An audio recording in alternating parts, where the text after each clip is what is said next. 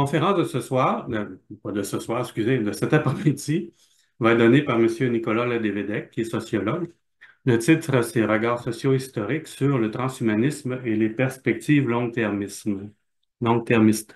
Alors, pour ceux qui ne connaissent pas, ben, on est un organisme à but non lucratif. Notre mission, c'est d'aider les gens à développer leur esprit critique. On fait ça par des conférences comme cet après-midi. La plupart de nos conférences sont enregistrées et sont accessibles sur notre site web. On publie aussi une revue qui s'appelle le Québec sceptique.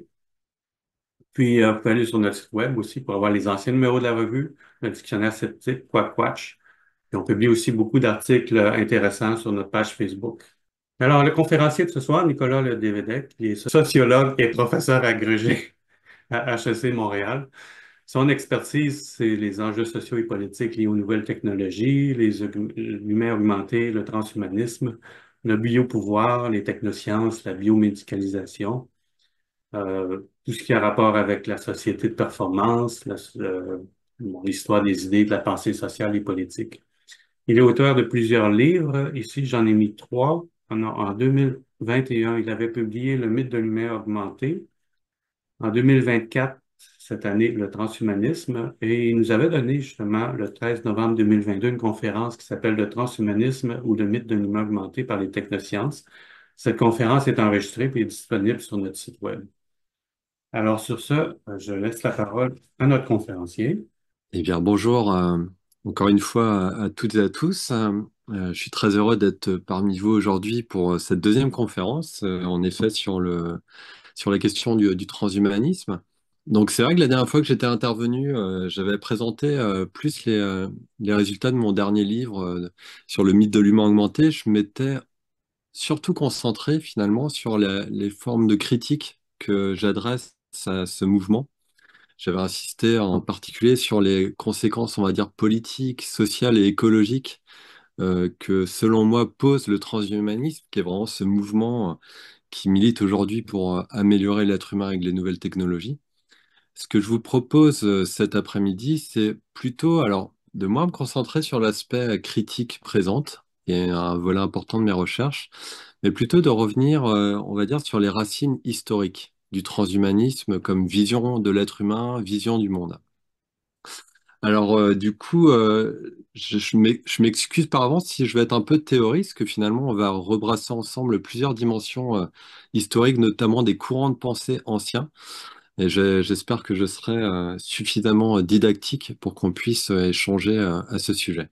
Pour vous donner un petit aperçu de ma présentation, je vais revenir donc dans un premier temps brièvement quand même sur représenter le mouvement transhumaniste et voir que au-delà d'être un mouvement, c'est aussi finalement une idéologie. C'est-à-dire c'est un mouvement effectivement qui comporte des adhérents, des militants, mais plus largement c'est une idéologie au sens général, c'est-à-dire c'est une vision du monde, un imaginaire qui dépasse de loin le mouvement finalement et qui nous concerne aujourd'hui toutes et tous. Ensuite, donc, je reviendrai donc, sur le reste de la présentation, c'est d'explorer trois finalement racines ou trois origines idéologiques tout en les discutant. La première, c'est le lien du transhumanisme avec l'humanisme, avec la pensée humaniste des Lumières au XVIIIe siècle. C'est une racine qui est souvent évoquée. On dit souvent, en fait, et les transhumanistes sont les premiers à aborder leur vision du monde comme étant l'héritière de la pensée humaniste des Lumières. Donc, on questionnera ce lien. On verra si c'est effectivement le cas. Ensuite, on abordera le lien de la pensée transhumaniste avec, on va dire, la pensée évolutionniste et, je dirais, le progressisme, le culte du progrès scientifique et technique qui émerge au XIXe siècle. On verra que c'est une racine ici importante du transhumanisme. Puis finalement, le dernier point qu'on évoquera ensemble, ce sont les liens entre transhumanisme et la pensée cybernétique. On verra que la cybernétique, qui est cette science de l'être humain et de la machine, qui est née durant l'après-guerre, constitue aujourd'hui, et peut-être, on peut la considérer comme vraiment le berceau idéologique de la pensée transhumaniste. Donc on précisera vraiment comment. Alors, les points que je présente là sont effectivement, c'est le fruit du travail que j'ai mené dans le cadre de mon dernier ouvrage, donc le transhumanisme, qui a été publié tout récemment, en fait, il y a quelques mois, aux presses universitaires de France dans la collection Que sais-je. Et cet ouvrage, ça m'a permis, moi, de prendre du recul et d'offrir une synthèse générale sur ce sujet de société, puisque ça fait quand même maintenant, ça fait quand même plusieurs années, ça ferait 15, près de 20 ans finalement que je travaille sur la question du transhumanisme. J'y ai consacré ma thèse en 2013. Et donc, les éléments que je présente ce soir, bah, c'est un peu une partie du livre qui revient sur l'historique. Donc, moi, ça me permet un peu de revenir aussi sur mes premiers travaux autour du transhumanisme, où je présentais davantage la genèse idéologique de ce mouvement de pensée. Alors, donc voilà, donc si vous voulez plus d'informations, le petit livre vraiment constitue, l'idée c'était d'offrir une synthèse hein, des connaissances sur le sujet. Moi, ça me permet d'offrir une synthèse de mes propres travaux, mais bien plus largement, il s'agit de faire la part aussi aux nombreuses recherches qui portent aujourd'hui sur le transhumanisme dans le domaine des sciences sociales, sciences humaines et sociales. Alors, je vais commencer directement par revenir un petit peu sur c'est quoi le transhumanisme, à la fois un mouvement, une idéologie. C'est un mouvement, alors c'est un mouvement, donc je l'ai dit tout à l'heure déjà dans la présentation, dans la petite introduction, de dire que c'est un mouvement, pour le définir d'un mot, qui est consacré à cette idée qu'on peut améliorer l'être humain aujourd'hui, biologiquement, grâce à l'usage des nouvelles technologies. Donc les transhumanistes, d'une manière générale, militent pour améliorer l'ensemble des performances humaines en vue d'accéder, ça c'est souvent l'utopie ultime, en vue d'accéder à un état au-delà de l'humain qu'on qualifie d'humain augmenté ou de post-humain. C'est un mouvement en tant que tel, très sérieux et représenté par des chercheurs. Ce qu'on peut dire d'emblée, c'est que c'est un mouvement qui regroupe une nébuleuse d'acteurs, qui concentre vraiment une diversité d'acteurs qui sont pas toujours. C'est pour ça que c'est difficile des fois de cartographier précisément la réalité, on va dire, sociale du transhumanisme, mais il regroupe aussi bien des entrepreneurs que des ingénieurs. On va retrouver aussi beaucoup de personnes en sciences humaines et sociales, des philosophes, des personnes en bioéthique, en éthique, donc des chercheurs universitaires d'une manière générale. Et donc regroupe donc à la fois une diversité d'acteurs et aussi plusieurs institutions, beaucoup, on va dire, d'instituts de recherche, qu'on appelle des think tanks finalement, qui vont être dédiés aux idéaux du transhumanisme. Là, je vous ai mis quelques photos pour vous donner un petit aperçu.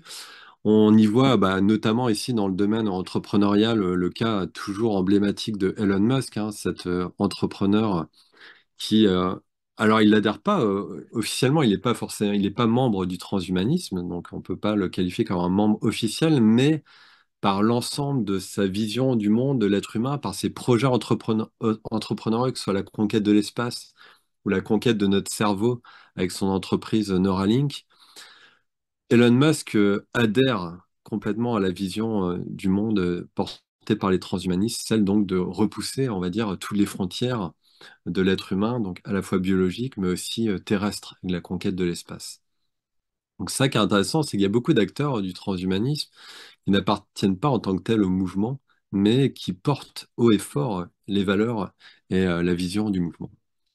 Deux autres personnes qu'on voit ici, Nick Bostrom, philosophe à l'université d'Oxford, c'est une figure majeure du transhumanisme qui aujourd'hui n'est plus membre, lui aussi officiellement du transhumanisme, mais qui continue d'être un acteur clé dans les discussions autour des thématiques transhumanistes, notamment autour des développements de l'intelligence artificielle et de ce qu'on appelle les risques existentiels globaux. On y reviendra tout à l'heure.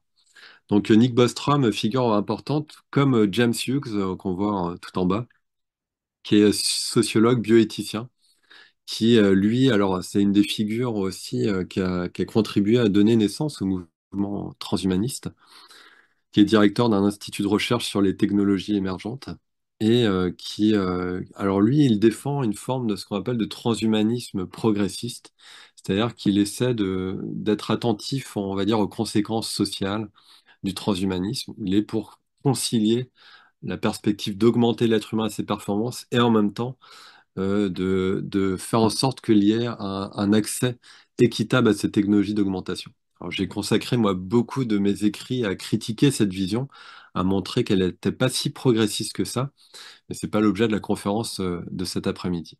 On pourra en rediscuter si vous voulez. Donc, en tout cas, une diversité d'acteurs. Et si on veut, ce qu'il faut bien voir, c'est que pourquoi le mouvement aujourd'hui est tant que ça influent. On entend beaucoup parler dans les médias du transhumanisme, mais surtout, je dirais, des thématiques qu'il traverse, comme la question de la conquête de l'espace, de l'immortalité, beaucoup des thématiques qu'on voit dans les médias.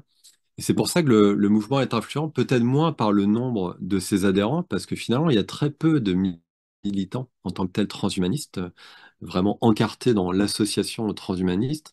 Mais par contre, le mouvement est très influent par la force, comme je le note, de son imaginaire. Toute cette perspective d'un humain augmenté, affranchi des limites biologiques et terrestres, c'est extrêmement porteur dans nos sociétés capitalistes. C'est une manière de redorer en fait l'imaginaire du progrès. C'est un peu le nouvel imaginaire du progrès, hein, le transhumanisme dans nos sociétés. Ça donne cet horizon que l'être humain, justement, peut atteindre un nouveau stade de développement ultime grâce aux nouvelles technologies. Donc c'est porteur de beaucoup de valeurs associées aux progrès technologiques, etc. Alors, ce qui est intéressant de voir, c'est ce que j'ai notamment pu faire aussi un peu plus dans le cadre de cet ouvrage aussi, c'est de revenir un petit peu sur les précurseurs du mouvement. Le mouvement transhumaniste, il est officiellement né à la fin des années 80 aux États-Unis, mais c'est dès les années 60, 70 aux États-Unis qu'on voit émerger des figures pionnières de la vision du monde du transhumanisme. Donc c'est important, juste quelques mots sur deux figures importantes on peut considérer comme des précurseurs du transhumanisme, qui émergent dans le contexte donc, des années 60-70, contexte quand même particulièrement technophile, notamment marqué par la conquête de l'espace, où il y a une foi vraiment ici dans la science, surtout dans les technologies, qui va se faire de plus en plus forte. Et c'est dans ce contexte qu'on voit apparaître notamment la figure de Robert Ettinger, qui est un professeur de physique. Et intéressant le cas de Robert Ettinger, parce que on le considère comme le père fondateur du mouvement cryonique. C'est quoi le mouvement cryonique? C'est un mouvement. Alors la cryonie, c'est quelque chose qui est dérivé de la discipline physique, qui est la cryogénie, qui finalement s'intéresse, on va dire, au comportement de la matière à des températures extrêmement basses.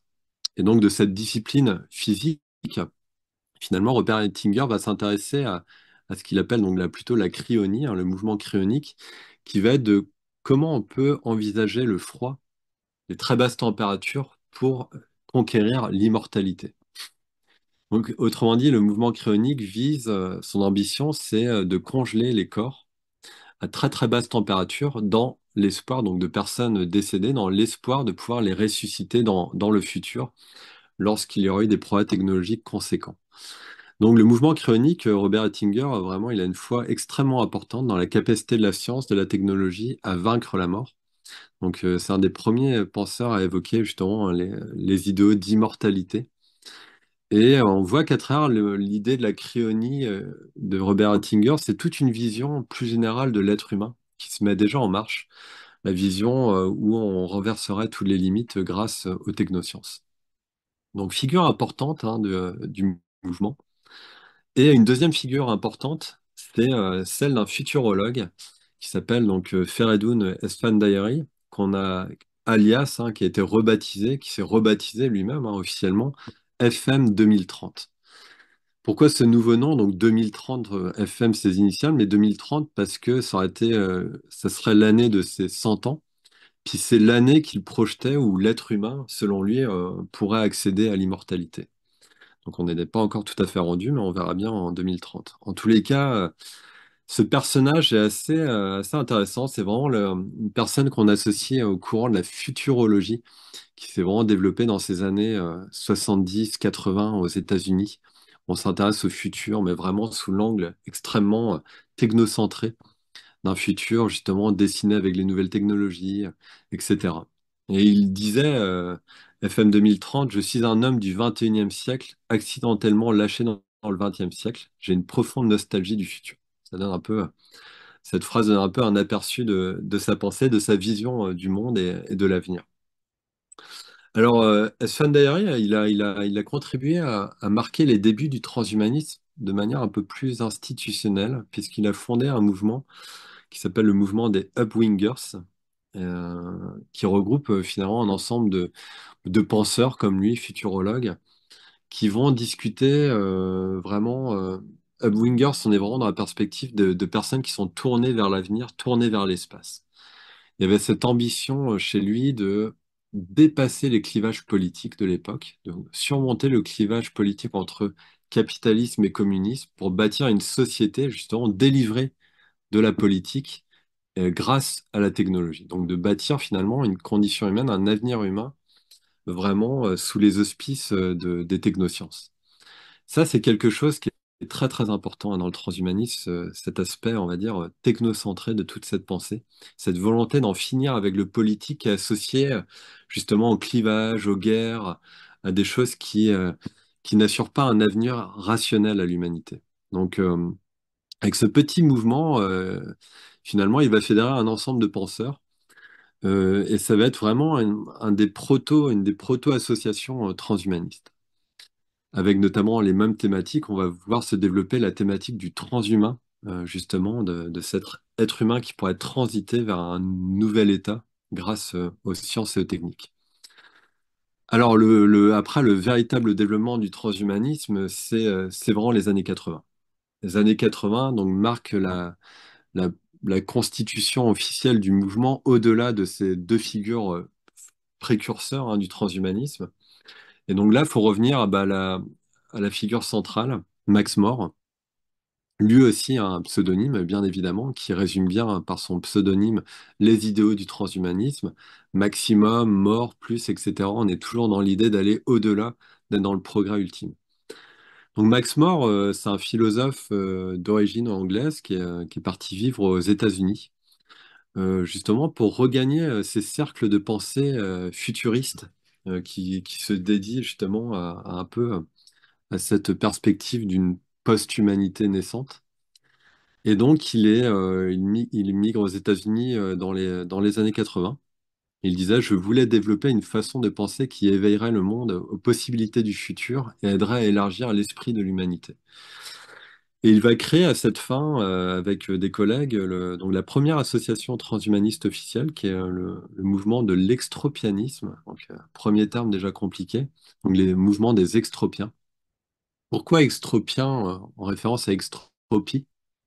L'extropie, en fait, ça se veut l'envers de l'entropie, qui est une notion en physique qu'on retrouvera justement au cœur de la cybernétique, sur laquelle je reviendrai tout à l'heure. L'entropie, c'est la loi physique hein, qui stipule que finalement tout système finit par se dégrader et jusqu'à mourir. Et donc, bah, la perspective de l'extropie, fondée par Max More, c'est précisément la croyance inverse, la croyance qu'on va être capable, comme une humanité, de renverser les lois de la physique, les lois de l'entropie, et donc d'aller vers un progrès constant. Donc de défier en quelque sorte la mort et la dégénérescence de l'humanité et de la planète en quelque sorte. Et donc bah, le mouvement des extropiens, c'est ça, c'est le mouvement qui est vraiment consacré à un progrès perpétuel qui est une valeur centrale dans la philosophie de Max More et de l'extropianisme. Donc c'est une philosophie importante qui est donc d'une part consacrée au progrès des sciences, des techniques pour dépasser l'être humain, mais d'autre part aussi qui est rattachée politiquement à une forme, on pourrait qualifier de d'anarcho-capitalisme. C'est une pensée libertarienne. C'est-à-dire que la pensée de Max More, elle est contre l'État, elle est contre justement tout encadrement finalement et prône la liberté individuelle maximale. Ça, c'est vraiment une origine très forte dans le transhumanisme qui va par la suite être justement un petit peu contestée dans la suite du mouvement. Notamment à la fin des années 90, on arrive à une nouvelle étape du développement du mouvement transhumaniste. On voit ici en fait plusieurs penseurs, et là notamment Nick Bostrom que j'ai déjà évoqué, qu'on voit ici en photo de nouveau. Nick Bostrom avec David Pierce, un autre philosophe, vont chercher à donner au transhumanisme une portée plus générale, plus internationale aussi et plus académique. Vont chercher à asseoir, on va dire, la crédibilité du mouvement et de ses idéaux. Parce que c'est vrai que le mouvement avec les extropiens ne jouit pas d'une grande notoriété et aussi la perspective libertarienne contre l'État, etc., ne pas se soucier finalement de dimensions politiques, sociales, a tendance à finalement hériter certaines personnalités transhumanistes. Donc c'est dans cette optique qu'il crée à la fin des années 90 l'association transhumaniste mondiale, qui va donc chercher à vraiment redorer l'image du transhumanisme, en quelque sorte, c'est ça, lui donner une aura beaucoup plus scientifique. Donc ils vont gommer l'aspect plus libertarien et pour vraiment lui donner un aspect politique plus social-démocrate en quelque sorte. Et donc Nick Bostrom, David Pierce fondent cette association et l'association Transhumanisme Mondiale qui va être rebaptisée encore en 2008 Humanité Plus, toujours dans l'optique de lisser l'image du mouvement. Le terme transhumanisme, post-humain a tendance à faire peur, donc ils sont vraiment dans l'idée de humanité plus. Là, on est vraiment dans l'idée d'un humain, dans pas une rupture avec l'humain, mais dans un humain, une humanité augmentée, améliorée, ce qui fait mieux passer la pilule d'une certaine manière.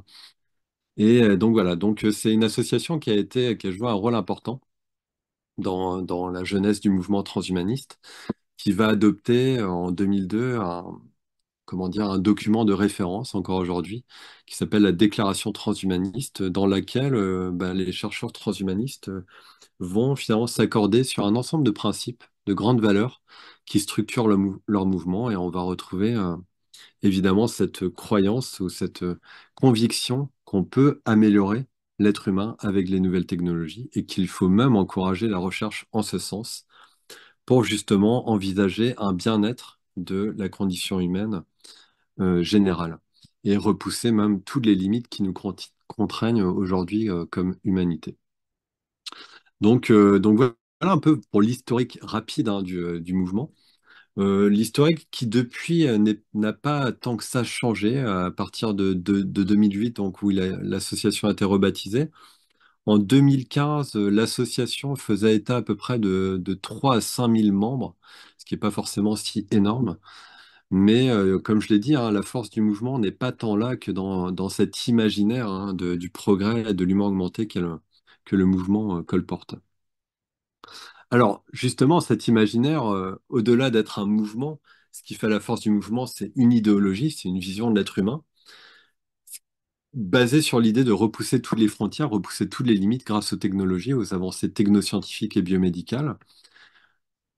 Quelque chose qu'on retrouve vraiment au cœur de toutes les tendances transhumanistes, parce que là j'ai évoqué le mouvement général, mais c'est vrai qu'il y a diverses tendances. On va retrouver des tendances des fois plus religieuses, des tendances qui se veulent plus progressistes. Je l'ai évoqué, notamment en France, il y a le cas de l'Association française transhumaniste, qui se revendique d'une forme de transhumanisme progressiste, techno-progressiste. Mais néanmoins, ce qu'on retrouve, un des piliers, un des points communs à toutes ces tendances différentes, c'est la conviction qu'il faut se libérer de la nature considérée comme la tyrannie de la nature, de se libérer de l'imperfection de la condition humaine. Ça, c'est quelque chose qu'on retrouve dans l'ensemble des discours transhumanistes, que l'être humain tel qu'il existe corporellement, biologiquement, serait imparfait et qu'il faut donc le corriger par l'action des développements scientifiques et techniques. Justement, les Marc Roux et Didier Cornel de l'association transhumaniste française disent que l'être humain est un être extraordinaire et en même temps, c'est un être extraordinairement imparfait. Voilà comment ils résument leur vision de la condition humaine. Et donc, c'est vrai que ça, c'est le pilier, c'est le pilier central du transhumanisme, se libérer de la tyrannie de la nature qui est associée vraiment au domaine justement de l'imperfection, voire même du handicap. Une nature qui est toujours perçue donc négativement, voire même qui est perçue des fois qui symbolise le mal. Si on se réfère à certains écrits transhumanistes, notamment chez Nick Bostrom, qui associe la nature à tout un ensemble de vices et de déviances qu'on retrouve au sein de l'humanité. Donc il y a vraiment cette idée de se libérer de la nature et de tout ce qu'elle contraint chez l'être humain. Donc se libérer de toute contrainte biologique, mais aussi terrestre, hein, je l'ai dit, parce qu'au-delà de se libérer des contraintes de nos corps, c'est se libérer de la matière de la Terre, donc conquérir d'autres planètes, conquérir l'infini, c'est au cœur même de la vision du monde transhumaniste. Et donc là, Nick Bostrom le dit hein, dans des écrits du mouvement, il dit le transhumanisme a acquis ses assises en établissant une façon de penser qui met au défi la prémisse suivante. La nature humaine est et devrait rester essentiellement inaltérable. En éliminant ce blocage mental, il nous est permis de voir un monde extraordinaire de possibilités. Alors, ce monde extraordinaire de possibilités pour les transhumanistes, c'est donc aussi bien améliorer les capacités physiques, notre corps, par exemple, donc en rendant par exemple notre corps, comment dire, en le transformant, qu'il soit plus résistant à des maladies, plus résistant à des températures extrêmes, par exemple aussi. Un corps qui sera aussi plus résistant, par exemple, au manque de sommeil, etc. Donc ça fait partie des visions du transhumanisme, mais c'est aussi, au-delà des capacités physiques, c'est améliorer les capacités intellectuelles, cognitives. C'est aussi améliorer le bien-être émotionnel. Il y a tout un volet du transhumanisme qui s'intéresse à la question du bien-être émotionnel qu'on pourra améliorer grâce à l'intervention notamment de médicaments, mais de nouvelles technologies. Et puis, bah, je dirais la revendication centrale qu'on a déjà évoquée tout à l'heure, c'est celle de se libérer de la mort. La mort étant considérée évidemment comme la frontière, comme la limite ultime dans le transhumanisme, qui est même appréhendée dans beaucoup de discours transhumanistes comme une maladie dont il faudrait guérir. Donc cette revendication, on la retrouve très tôt. Je dirais même que la volonté de repousser les limites de la mort, c'est la revendication première du mouvement, qui est toujours aujourd'hui communément partagée par la plupart des transhumanistes. Max More, donc une des figures pionnières, on l'a évoqué, du mouvement, fondatrice, disait: Nous ne tolérons plus la tyrannie du vieillissement et de la mort par le biais de modifications génétiques, de manipulations cellulaires ou d'organes synthétiques.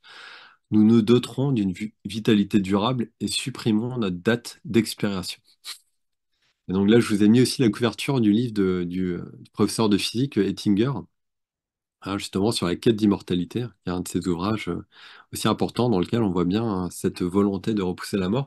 Ce qui est intéressant de dire, c'est que dans le transhumanisme, il ne s'agit pas forcément d'annuler la mort en tant que telle, c'est-à-dire dans le monde projeté par les transhumanistes, on pourrait encore mourir, mais on ne mourrait plus de vieillissement. Ce qu'il s'agit de supprimer pour eux, c'est le vieillissement et la mort qui en découle. Donc l'idée, c'est que pour eux, on atteindra un état donc d'ammortalité, immortalité en un seul mot, pour dire qu'on pourrait être capable de mourir par suicide ou par un accident, mais donc en choisissant la mort. En fait, l'idée, c'est de faire de la mort quelque chose de choisi et non de subi. C'est ça la revendication centrale des transhumanistes. Donc cette revendication, bah, on la retrouve aujourd'hui, toujours exprimée par les transhumanistes, puis par bien d'autres penseurs. Et j'ai pris l'exemple d'un ouvrage qui avait été publié il n'y a pas si longtemps par un philosophe, Patrick Linden, qui a publié cet ouvrage, on va dire, qui fait état justement du combat contre la mort. Et il dit: Je suis un abolitionniste de la mort. La science devrait bientôt nous permettre de vivre considérablement plus longtemps tout en restant en bonne santé. Donc voilà, réaffirmer ici avec force cet idéal, cette utopie, on pourrait dire même de l'immortalité, à l'apostrophe. Et donc voilà, pour un élément important ici de la perspective transhumaniste. Dernier point, et puis après je passerai justement au questionnement un peu des racines du transhumanisme. Une revendication qui est très forte et qui m'amène un petit peu où j'ai évoqué le terme de long-termisme dans le titre de cette présentation. Ma présentation est beaucoup plus centrée sur le transhumanisme, mais on voit d'autres courants aujourd'hui émerger qui recoupent le transhumanisme, notamment le long-termisme, qui désigne ce courant de pensée pour lequel finalement ceux qui défendent cette vision vont avoir une vision qui projette nos regards très loin dans le futur, très loin dans l'avenir, et qui vont souvent se projeter en regard de risques existentiels qui menacent l'humanité. La perspective, l'objectif long-termiste étant de privilégier vraiment le bien-être de l'humanité sur le très très long terme au détriment du bien-être immédiat de l'humanité. Donc ils se projettent vraiment dans des spéculations sur le futur et sur les menaces que pourrait rencontrer l'humanité à terme. Donc c'est ce qu'on appelle ici les risques existentiels globaux. C'est défendu, c'est une vision qu'on retrouve chez les transhumanistes. Pour ça que transhumanisme, long-termisme, pour moi, se recoupent beaucoup. Et on retrouve alors, il y a eu beaucoup d'ouvrages, de références qui ont été publiés, notamment Nick Bostrom, encore lui, le philosophe qui avait publié son ouvrage Super Intelligence, qui a été un best-seller, qui était vraiment sur la liste première de lecture, notamment de personnalités comme Bill Gates. Et donc, il y a quand même une influence aussi importante au niveau des idées, des perspectives transhumanistes sur des décideurs politiques, sur des entrepreneurs, etc. Et donc, pour Nick Bostrom ou d'autres, hein, les risques existentiels, ce sont les risques qui entraîneraient donc soit l'anéantissement de la vie intelligente sur Terre, soit la réduction permanente radicale du potentiel de la vie ou de l'humanité. Donc, ce sont des risques finalement qui mettent en péril dans son ensemble l'humanité. Alors, on parle aussi bien ici de catastrophes écologiques, que de la possibilité d'une météorite qui percuterait la Terre, que de risque de dérapage aussi, par exemple, de l'intelligence artificielle à terme, qui menacerait donc l'avenir de l'espèce humaine. On est dans des spéculations donc très générales, très lointaines dans le futur, d'où l'idée de long-termisme, de voir très loin dans le futur pour protéger l'humanité de risques éventuels. C'est une dimension loin d'être marginale dans le transhumanisme actuellement, cette vision. Elle est au contraire centrale et d'ailleurs Bostrom s'est un peu retiré du mouvement transhumaniste au moment même où il s'est aussi beaucoup plus impliqué sur cette réflexion autour des risques existentiels. Ça peut a priori donner un vernis, je dirais, on se dit que le transhumanisme, ça peut être évolué, il s'intéresse beaucoup plus maintenant au risque qu'à l'idée la promesse d'un progrès perpétuel. Mais en soi, c'est pas si différent, parce que, je reviendrai pas dans le détail, mais on reste dans une vision très technocentrée de l'être humain et de l'avenir, puisque finalement, face à ces risques potentiels, la solution des transhumanistes, c'est toujours celle apportée par les nouvelles technologies qui nous permettrait de contrer ces risques. Ou alors, ce serait celle aussi d'améliorer, par exemple, de modifier l'être humain biologiquement pour qu'il soit adapté justement à des conditions problématiques.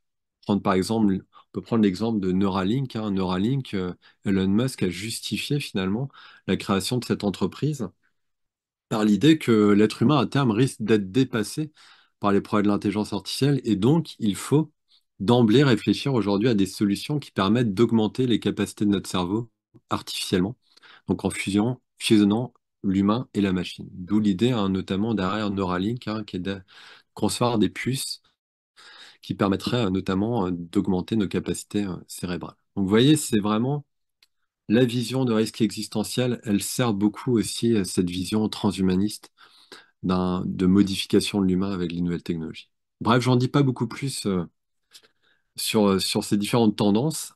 J'aimerais que maintenant un petit peu faire plus un retour, donc comme je le disais, historique, sur d'où vient cette vision transhumaniste. Quelles sont un peu les racines idéologiques de ce courant de pensée qui finalement se base sur l'idée qu'il faut améliorer la condition humaine grâce aux avancées technoscientifiques et biomédicales et qui va même beaucoup plus loin parce qu'on est dans l'idée de dépasser à terme l'être humain lui-même en le fusionnant avec la machine. Donc d'où vient cette vision-là? Quelles sont ses racines idéologiques? Je pense que c'est intéressant d'essayer de creuser ces racines pour essayer de mieux comprendre un peu la teneur du mouvement et puis d'avoir un regard critique sur lui. Donc je vais explorer, comme je le disais, trois racines. La première, c'est celle de l'humanisme, de la pensée humaniste des Lumières, donc qui caractérise la civilisation occidentale et qui ont émergé la philosophie humaniste dès les débuts de la modernité avec la Renaissance, mais surtout qui s'est affirmée après avec force au XVIIIe siècle. Donc la pensée humaniste est souvent amenée, il y a toujours ce lien qui est fait entre, y compris par les transhumanistes eux-mêmes, entre l'humanisme et le transhumanisme. Pour beaucoup, le transhumanisme serait un prolongement de l'humanisme, dans le sens où l'humanisme est la première pensée à mettre en évidence la possibilité, c'est ça, la possibilité d'améliorer la condition humaine par des moyens proprement humains. On va revenir un petit peu sur cette question, est-ce que le transhumanisme, finalement, est-ce que c'est un humanisme ou est-ce qu'il y a des choses un peu plus compliquées? Comme je vais le montrer, justement, il y a des liens et en même temps, il y a une grande distance qui sépare le transhumanisme de l'humanisme. Alors, comme je disais, c'est une source quand même revendiquée, l'humanisme. Pour beaucoup de penseurs transhumanistes, hein, j'ai mis deux exemples ici, James Hughes et Nick Bostrom. James Hughes le dit, le transhumanisme, la croyance que la science peut être utilisée pour transcender les limites du corps humain et du cerveau, descend idéologiquement des Lumières, une partie de la philosophie, de la famille philosophique des Lumières. Même chose pour Nick Bostrom qui dit, hein, dans son historique qu'il fait sur le transhumanisme, il dit le transhumanisme puise ses racines dans l'humanisme rationnel. Le philosophe belge pardon, Gilbert Autois avait consacré un ouvrage à cette question, où il disait le transhumanisme est-il un humanisme ces dernières années? Et il répondait, lui, justement, par l'affirmative. Il disait que le transhumanisme, effectivement, c'est une sorte de prolongement de l'humanisme. Il prolonge cette volonté cette croyance qu'on peut améliorer finalement par la science l'être humain et son corps. Alors, c'est vrai que c'est important de revenir ici. Il y a un lien, effectivement, entre l'humanisme et le transhumanisme. Il y a des racines humanistes, clairement, à cette perspective, à cette vision d'un humain, on va dire, amélioré par la science et la technique. L'idée, plus généralement, comme je le mets ici, qu'on puisse améliorer la condition humaine par des moyens rationnels, on la retrouve effectivement au cœur de la philosophie des Lumières au XVIIIe siècle. Et même, on la retrouve déjà en Genèse, dès la Renaissance, dès lors que la civilisation moderne occidentale commence à s'affirmer. Ce qu'on voit apparaître, et c'est là qu'il y a un lien, on voit apparaître la croyance, ce qu'on appelle la perfectibilité humaine. J'ai consacré finalement mes premiers travaux et ma thèse à cette question. Donc la croyance en la perfectibilité humaine, c'est la croyance qui s'affirme avec les Lumières que l'être humain, effectivement, c'est un être qui est perfectible, qui peut s'améliorer par lui-même, par ses propres moyens. Et donc c'est pas un être- l'être humain ne dépend ni de Dieu ni de la nature. En fait, il est ce qu'il se fait lui-même. C'est une croyance qui s'affirme vraiment très fortement avec les Lumières. J'ai mis ici un extrait assez intéressant à la Renaissance d'un discours qui est resté vraiment fondateur de la perspective humaniste. Le fameux discours sur la dignité humaine de Pic de la Mirandole, ce jeune philosophe, ce jeune penseur, qui définit justement l'idée de dignité humaine par le fait que l'être humain ne dépend ni de Dieu ni de la nature, mais qu'il est un être qui se fabrique lui-même, qui peut se fabriquer lui-même, qui n'a pas une naissance fixée une fois pour toutes. C'est vraiment intéressant. Donc on pourrait dire l'humanisme, là, c'est une forme d'existentialisme, comme le dira Sartre beaucoup plus tard. Et donc il disait, enfin dans ce petit discours, il y a notamment un moment Dieu qui s'adresse finalement à l'être humain et qui lui dit, si nous ne t'avons fait ni céleste, ni terrestre, ni mortel, ni immortel, c'est afin que, doté pour ainsi dire du pouvoir arbitral et honorifique de te modeler, de te façonner toi-même, tu te donnes la forme qui aura eu ta préférence. Donc on est là vraiment au cœur de cette croyance en la perfectibilité humaine. Alors croyance, comment elle se matérialise cette croyance? Qu'est-ce que ça veut dire concrètement croire que l'être humain est perfectible, qu'on peut améliorer la condition humaine? Comment ça se manifeste? Il y a deux manières différentes. Il y a, premièrement, la croyance qu'on peut améliorer effectivement l'être humain par des moyens rationnels, par la science et la technique. Et ça, c'est une dimension qui est, il est vrai, forte dans l'humanisme des Lumières. Chez beaucoup de penseurs des Lumières, on va retrouver cette conviction. Alors même, on la retrouve déjà presque en Genèse, un petit peu plus avant, déjà aussi. J'ai mis l'exemple ici de l'ouvrage de la Nouvelle Atlantide, cette utopie écrite au XVIIe siècle par Francis Bacon, qui est une utopie vraiment intéressante quand on la relit aujourd'hui, parce qu'il imagine, Francis Bacon, une société justement située, on est vraiment dans l'utopie, une société qui sera entièrement gouvernée selon les lois, en quelque sorte, de la science, des savants. À la fin de cette utopie, Bacon écrit ce qu'il appelle ou mentionne ce qu'il appelle des merveilles naturelles qui pourraient se produire dans un avenir plus ou moins lointain. Et donc il écrit, on est au XVIIe siècle, la perspective par exemple de prolonger la vie, rendre à quelques degrés la jeunesse, retarder le vieillissement, guérir des maladies réputées incurables, amoindrir la douleur, augmenter la force et l'activité, augmenter et élever le cérébral, métamorphose d'un corps dans un autre, fabriquer de nouvelles espèces. Donc là, on voit quand même exprimé, alors certes sous la forme d'une utopie, c'est pas un programme scientifique en tant que tel revendiqué, comme ça le sera chez les transhumanistes, mais il y a quand même en tout cas cette vision d'un être humain qui pourrait être émancipé de ses limites biologiques. On retrouve là affirmé de manière plus rationnelle, un siècle plus tard, cette idée, avec notamment Condorcet, figure centrale de l'humanisme des Lumières, le marquis de Condorcet, grand philosophe qui a laissé à la postérité cet ouvrage qu'on qualifie souvent d'hymne au progrès de la modernité, son tableau historique des progrès de l'esprit humain. Et donc, il dit aussi à un moment dans cet ouvrage, serait-il absurde maintenant de supposer que ce perfectionnement de l'espèce humaine doit être regardé comme susceptible d'un progrès indéfini, qu'il doit arriver un temps où la mort ne serait plus que l'effet d'accidents extraordinaires. Donc lui aussi, il projette déjà l'idée d'une contingence de la mort, que la mort pourra devenir finalement, en tant que telle, remise en question en quelque sorte. Alors, c'est une dimension donc claire, cette idée de maîtriser la nature chez les Lumières, et ça implique de maîtriser la nature humaine, entre guillemets, c'est-à-dire le corps, donc non seulement avec les progrès de la science, de la médecine, mais ça va au-delà aussi hein, du thérapeutique, parce qu'on est déjà dans la vision d'améliorer même en fait et de repousser certaines limites grâce à la science et la technique. Donc, de ce point de vue, on peut voir qu'il y a une certaine, effectivement, racine transhumaniste dans l'humanisme. Néanmoins, ce serait une erreur de réduire l'humanisme des Lumières, la pensée humaniste, à ce versant, on va dire, technoscientifique. Il y avait un autre volet très très important, une autre vision de la perfectibilité humaine qui se retrouve et qui est complémentaire, qui est indissociable en fait dans la pensée des Lumières, qui est une vision sociale et politique. Croire en la perfectibilité de l'être humain pour les Lumières, c'est pas seulement croire qu'on peut maîtriser son destin rationnellement, c'est aussi et surtout penser qu'on peut changer politiquement le monde. Et ça, c'est pas rien. C'est quand même quelque chose de très puissant. C'est une dimension centrale qu'on retrouve notamment exprimée par le philosophe Jean-Jacques Rousseau.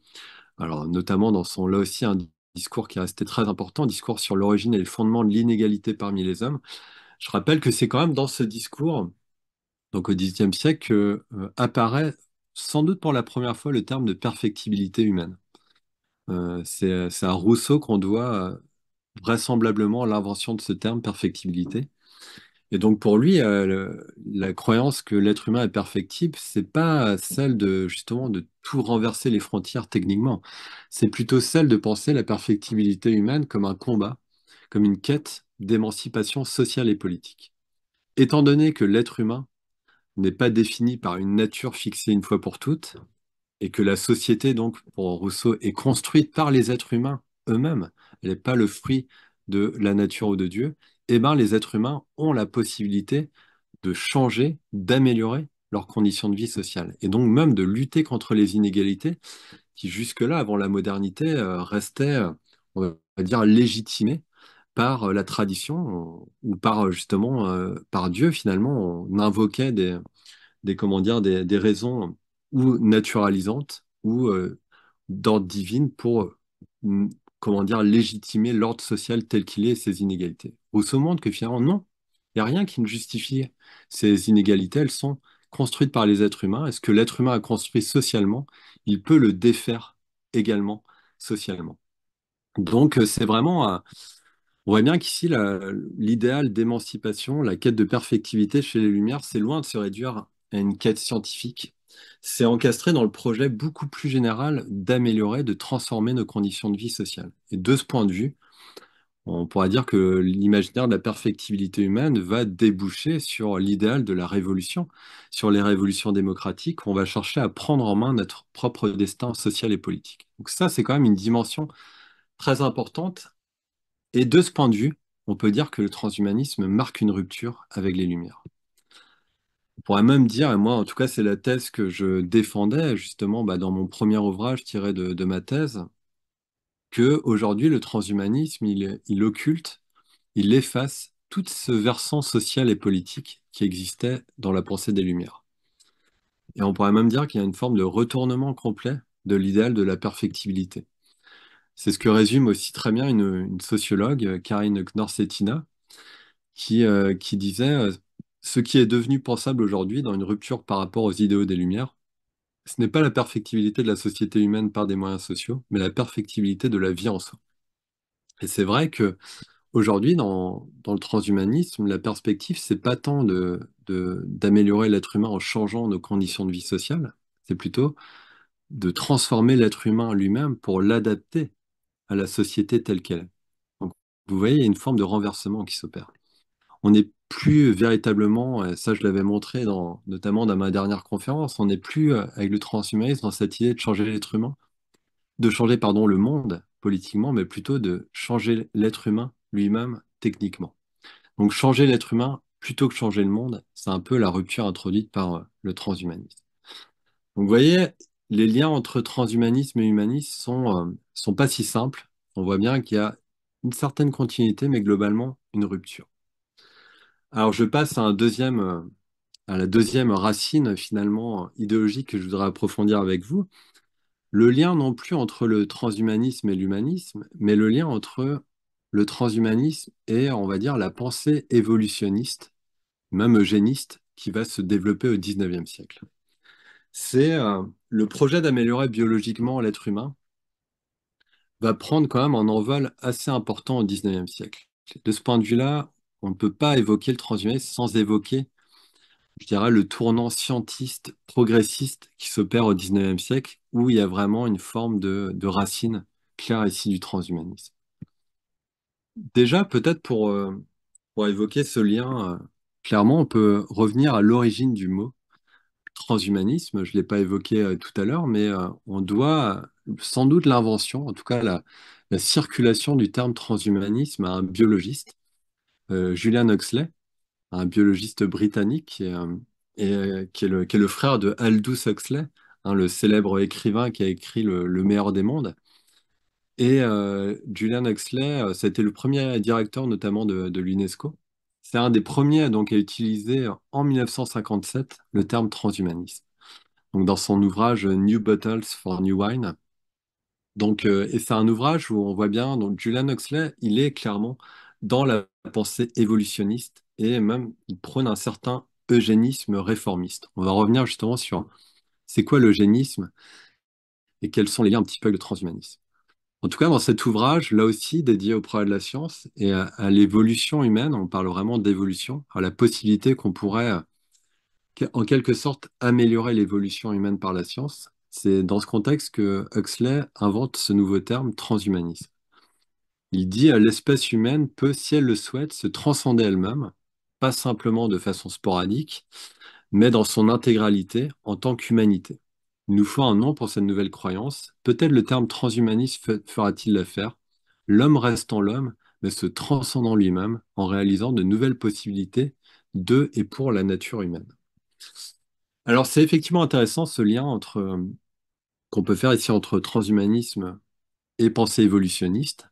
Je dirais même qu'il faut faire le lien plus général entre le transhumanisme et, on va dire, l'avènement de la pensée scientiste, en tout cas le culte du progrès qui va s'affirmer au XIXe siècle dans les sociétés industrielles occidentales. On va passer effectivement chez plusieurs penseurs de la quête de perfectibilité, comme on l'a dit, qui était à la fois scientifique, technique, mais qui était aussi politique, au culte du progrès. C'est-à-dire qu'au XIXe siècle, il y a un basculement qui s'opère. On va avoir tendance à vouloir gommer l'aspect politique déjà pour se concentrer sur le progrès de la science et de la technique qui devrait conduire pour plusieurs l'humanité à une forme de salut. On parle souvent de religion du progrès, hein, et c'est vraiment intéressant de voir ici comment ça s'opère au XIXe siècle. Je reprends ici là, les termes de deux penseurs qui ont évoqué ce changement, Christian Miquel et Guy Ménard, dans un super ouvrage sur les imaginaires autour de la technique, de la technologie, qui disent qu'il y a une rupture importante qui s'opère au XIXe siècle. Ils disent science et technique cessent d'être chantées et célébrées comme promesses d'un avenir radieux. Elles deviennent davantage l'objet d'une mobilisation sociale qui les transforme elles-mêmes en valeurs et qui, plus encore, en fait le cœur d'un nouveau culte, le culte du progrès, donc le culte de la science et de la technique. On voit se développer au XIXe siècle effectivement une certaine religion ici du monde industriel. Je prends le titre d'un ouvrage de Pierre Musso, un superbe ouvrage consacré à la pensée de Saint-Simon. Saint-Simon, hein, qui est vraiment un des penseurs qui va porter cette religion du monde industriel. On est vraiment dans l'idée au XIXe siècle, après les soubresauts justement de la Révolution, de comment on peut gouverner le destin de l'humanité de manière plus rationnelle, en se passant justement de la politique, mais en se laissant guider par des choix rationnels de la science, de la technique. Donc le modèle industriel, le modèle scientifique, c'est amené comme vraiment la clé de l'émancipation humaine. Donc Saint-Simon, après on aura aussi Auguste Comte, hein, je ne l'ai pas évoqué ici, mais Auguste Comte, considéré comme un des fondateurs de la sociologie, hein, cette science de la société. Auguste Comte aussi, qui va inventer le positivisme, une pensée, je ne vais pas rentrer dans les détails, mais on est vraiment dans l'idée que la science, en tout cas, prend une place considérable pour appréhender la société. Auguste Comte apprend la société de manière biologique, quasiment comme un organisme qu'on peut contrôler, qui est gouverné par des lois et qu'on pourra maîtriser par la science et la technique. Même à la fin de sa vie, Auguste Comte va imaginer ce qu'il appelle une biocratie, c'est-à-dire un gouvernement de la vie des vivants, où grâce à la science, on pourra justement maîtriser le destin humain. Alors, je rentre pas beaucoup plus loin sur ces utopies scientifiques du 19e siècle, mais pour évoquer quand même après une racine plus importante dans la continuité de ce progressisme, c'est l'avènement de l'évolutionnisme, de la pensée évolutionniste. Dans la continuité de la publication de l'ouvrage L'origine des espèces, hein, de Darwin, ça va créer finalement une forme de raz-de-marée, ça va vraiment amener à un nouveau continent de pensée en Occident, la perspective évolutionniste. Ça va contribuer. Alors, ce qui est intéressant ici, c'est moins la pensée de Darwin sur l'évolution des espèces que comment sa théorie va être utilisée par un ensemble de penseurs pour être étendue aux sociétés et à l'être humain. Donc, c'est ce qu'on appelle le darwinisme social, euh, créé par notamment Herbert Spencer en Angleterre, un sociologue lui aussi, qui, vraiment, Herbert Spencer, c'est un des premiers à appliquer la théorie de l'évolution contre l'avis d'ailleurs même de Darwin, hein, qui était beaucoup plus précautionné et qui disait qu'on ne pouvait pas passer du domaine, pour le coup, vivant au domaine humain sans précaution. Il a écrit un autre ouvrage, Darwin, sur la décence de l'homme, justement, pour bien montrer les nuances. Mais en tous les cas, Spencer, lui, va faire fi en quelque sorte des précautions de Darwin et va appliquer la théorie donc, de l'évolution aux sociétés humaines. Autrement dit, il va contribuer à biologiser le projet d'améliorer la condition humaine. C'est important de l'évoquer parce que on va voir que ça a été déterminant dans l'avènement en fait de cette croyance qu'on peut améliorer biologiquement l'être humain. Alors Spencer, il est catégorique, il dit que la loi du progrès des sociétés, c'est la loi, elle est organique. En fait, il dit la loi du progrès organique, la loi de tous les progrès. C'est le premier donc à transposer la théorie de l'évolution et plus particulièrement en fait le principe de la sélection naturelle aux sociétés humaines. Pour Spencer, effectivement, le principe de la sélection naturelle, autrement dit, l'idée que l'évolution va assurer la survie des plus forts naturellement et donc va mettre de côté les personnes les plus faibles, c'est ça qui assure, qui rythme je dirais, l'évolution des sociétés humaines. Ce qui amène une conclusion assez simple pour lui, dès lors que la sélection naturelle, c'est le principe qui guide l'évolution des sociétés. Il faut surtout pas intervenir. Il faut laisser faire la sélection naturelle pour que les sociétés naturellement arrivent à un progrès constant.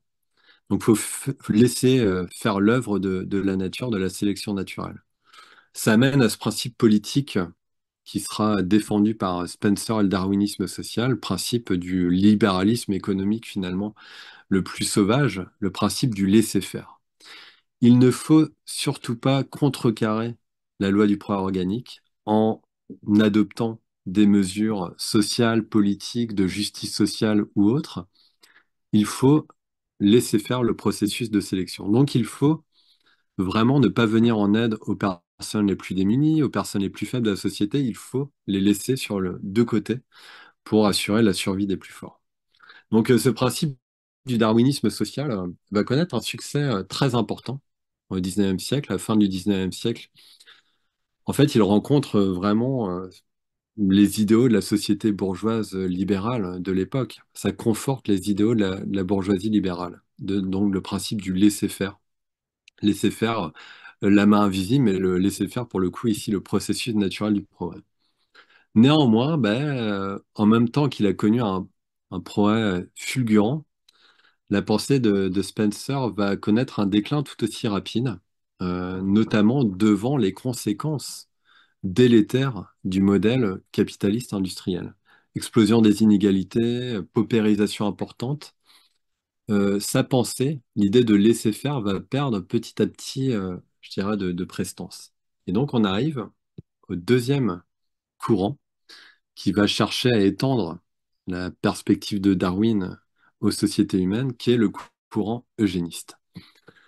Courant eugéniste qui va donc s'imposer à mesure que décline le darwinisme social. Et donc, le projet eugéniste, bah, il est défendu ici par Francis Galton, qui est le cousin de Charles Darwin. Et donc, bah, la conviction de Galton ici, c'est que il ne faut pas laisser faire, mais il faut intervenir sur l'évolution humaine. Galton est d'accord en fait avec Spencer pour dire que le processus de la sélection naturelle, c'est ça qui assure le progrès de toutes les civilisations humaines, mais il n'est pas d'accord avec l'idée qu'il faudra laisser faire parce que pour lui, la sélection naturelle, avec l'avènement de la société industrielle capitaliste, ce processus de sélection naturelle a été en quelque sorte court-circuité. Il a été mis entre parenthèses. Il n'est plus opérant.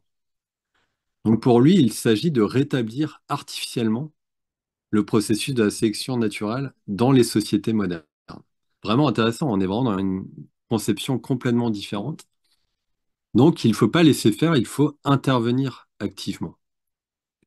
Et alors, ça va amener justement, c'est tout le principe de l'eugénisme, comment intervenir activement. Il faut justement agir sur l'évolution par la procréation pour favoriser l'essor des personnes jugées les plus fortes et favoriser l'écart des personnes jugées indésirables. La perspective eugéniste, c'est une perspective qu'on retrouvait déjà, on parle souvent d'un proto-eugénisme en fait dans la pensée des Lumières au XVIIIe siècle. Vous avez retrouvé une phrase ici de Cabanis, qui est un philosophe médecin du XVIIIe siècle, qui disait: Il est temps d'oser faire sur nous-mêmes ce que nous avons fait si heureusement sur plusieurs de nos compagnons d'existence, autrement dit les animaux, d'oser revoir et corriger l'œuvre de la nature. Autrement dit, le principe de la sélection qu'on opère chez les animaux depuis plusieurs siècles, il s'agit de le mettre en œuvre pour les sociétés humaines. C'est ça le cœur même du projet eugéniste. Donc, naissance de l'eugénisme, hein, en tant que déjà premièrement que doctrine à la fin du XIXe siècle, avec pour projet donc d'améliorer biologiquement l'espèce humaine en opérant une sélection naturelle par le moyen d'une action sur la reproduction. Et donc, eugénisme, ça signifie d'ailleurs littéralement bien-être ou bien engendrer. C'est un terme que propose Francis Galton dans un de ses ouvrages où il pose les bases de cette doctrine. Il dit: Nous avons besoin d'un mot bref pour exprimer la science de l'amélioration des souches, qui ne se borne nullement à des questions d'accouplement judicieux, mais qui tient compte de toutes les influences qui tendent à donner aux races ou aux souches de sang les plus appropriées une meilleure chance de l'emporter rapidement sur les moins appropriées. Le mot eugénisme exprimerait suffisamment l'idée. Donc, vous voyez, on est dans une vision de l'espèce humaine extrêmement ici, qui se base sur vraiment des présupposés donc, biologiques, racistes, hein, aussi. On est vraiment dans l'univers racial ici qui s'exprime. Et bah, ce qui est intéressant de voir, c'est que finalement, ce projet eugéniste, c'est pas quelque chose de resté théorique, c'est quelque chose qui va être mis en place dès le début du XXe siècle dans plusieurs pays. Ça va susciter quand même un engouement considérable, ce projet d'améliorer biologiquement la destinée humaine dans de nombreux pays finalement. On a toujours en tête, finalement, quand on évoque l'eugénisme, évidemment, le régime nazi qui a poussé jusqu'à l'abomination ultime, en fait, le projet eugéniste, en fait, en amenant à l'extermination de masse des personnes jugées indésirables. Mais des politiques eugénistes ont été mises en place bien plus largement dans plusieurs pays occidentaux au début du XXe siècle. Notamment, on peut penser aux États-Unis, Norvège, Suède, Pays-Bas, etc., qui vont adopter donc plusieurs législations de type eugéniste, hein, où on va par exemple favoriser la restriction de l'immigration, l'internement des individus qu'on qualifie d'anormaux, le contrôle de la reproduction par des mesures d'encadrement des mariages, et même aussi évidemment la stérilisation forcée des personnes jugées indésirables. Donc là, on arrive au paroxysme hein, de ce projet eugéniste qui vraiment a été adopté très, très largement. Et c'est quand même, on est dans ce projet d'améliorer biologiquement, cette conviction qu'on peut améliorer biologiquement l'espèce humaine. Il y a toute la période de l'entre-deux-guerres aussi. Je vous renvoie à un ouvrage extrêmement intéressant, un ouvrage collectif qui a été coordonné par Franck Damour, Olivier Dard et David Dehatt, L'homme augmenté en Europe. Ils reviennent justement un peu sur les différents rêves et cauchemars de cette perspective d'augmenter la condition humaine dans l'entre-deux-guerres, ou on va dire, dans la continuité un peu de la pensée évolutionniste, eugéniste, on va commencer à réfléchir à l'avènement d'un ultra-humain, d'un homme nouveau, justement, régénéré par la science et la technique. Donc, c'est à tenir compte, mais en même temps qu'on voit ici la racine évolutionniste, scientiste du transhumanisme dans le 19e siècle, on voit en même temps les limites ou ce qui éloigne un petit peu la pensée eugéniste du transhumanisme, on va s'éloigner dans le transhumanisme, on va plus être tout à fait dans cette perspective biologisante. Je vais y revenir. Ça m'amène au dernier point de la présentation ici, plutôt le lien entre le transhumanisme et la cybernétique. Parce qu'effectivement, le véritable, je dirais, berceau idéologique du transhumanisme, c'est au-delà de la pensée évolutionniste ou scientiste du 19e siècle, c'est la pensée cybernétique. On va voir parce que la pensée cybernétique va rompre avec certains des présupposés qu'on retrouvait dans l'eugénisme en fait et dans l'évolutionnisme, et va imposer l'idée que le progrès de l'espèce humaine, désormais, va résider dans l'idée de s'émanciper, non pas de se conformer à des lois de la nature, comme c'était le cas dans l'évolutionnisme, mais au contraire de s'émanciper des lois de la nature, de chercher à finalement s'affranchir de la biologie elle-même. Ça va être au cœur de la pensée cybernétique, et c'est pour ça qu'à mon sens, comme je vais essayer de le montrer brièvement, la cybernétique, c'est le véritable berceau idéologique du transhumanisme, plus que l'humanisme, plus que la pensée scientiste du 19e siècle. Alors, il faut bien voir que la cybernétique, on est vraiment dans le contexte d'après-guerre, vraiment aussi d'après-totalitarisme, en fait, un contexte marqué, donc, on va dire même traumatisé par l'expérience totalitaire. Ce contexte, toutefois, va amener un certain pessimisme politique, cette idée qu'on a pu atteindre une telle abomination avec la barbarie nazie, finalement, va faire perdre confiance en l'être humain, à sa capacité à une certaine émancipation, à certains progrès. C'est la fin de l'idéologie du progrès, qui meurt en quelque sorte avec les totalitarismes. Néanmoins, la croyance qu'on va quand même pouvoir améliorer la condition humaine par les nouvelles technologies va rester encore vivace, mais elle va prendre une nouvelle forme avec la cybernétique. Alors, la cybernétique, c'est quoi? C'est une science qui a été, comment dire, mise en œuvre par le mathématicien américain Norbert Wiener. C'est la science du contrôle et de la communication chez l'animal et la machine. Et donc la cybernétique, à l'époque, elle porte vraiment ici l'espoir d'une véritable nouvelle renaissance. Justement, sur les décombres du totalitarisme, on est vraiment dans cette idée qu'avec la cybernétique, on va être capable de refonder une pensée humaniste. L'objectif de Norbert Wiener, c'est finalement de faire converger les sciences de la vie et les sciences de l'ingénieur. C'est-à-dire de s'émanciper de la perspective juste évolutionniste biologique, mais vraiment de fusionner les sciences de l'ingénieur, de la machine en quelque sorte, avec la biologie.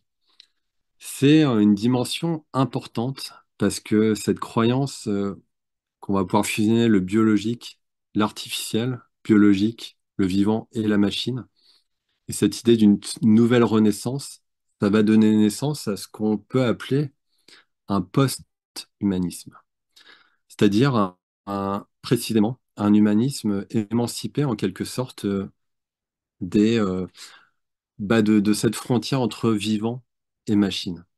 On va être vraiment dans l'idée qu'on peut créer justement qu'on peut fusionner l'humain et la machine pour vraiment améliorer la condition humaine. Alors, quelques éléments pour un petit peu approfondir ce point. J'espère que je vais pas être trop abstrait, parce que c'est des fois un petit peu plus technique aussi autour de la cybernétique. Mais ce qu'on voit ici, au cœur de la pensée cybernétique de Norbert Wiener, on retrouve cette notion qu'on a évoquée tout à l'heure, la notion d'entropie, que Norbert Wiener va ériger vraiment en principe métaphysique fondamental. Et là, je m'appuie beaucoup sur les recherches de la sociologue Céline Lafontaine dans son ouvrage L'Empire cybernétique, qui est beaucoup revenu sur l'influence de la cybernétique sur les sciences humaines et sur notre civilisation aujourd'hui.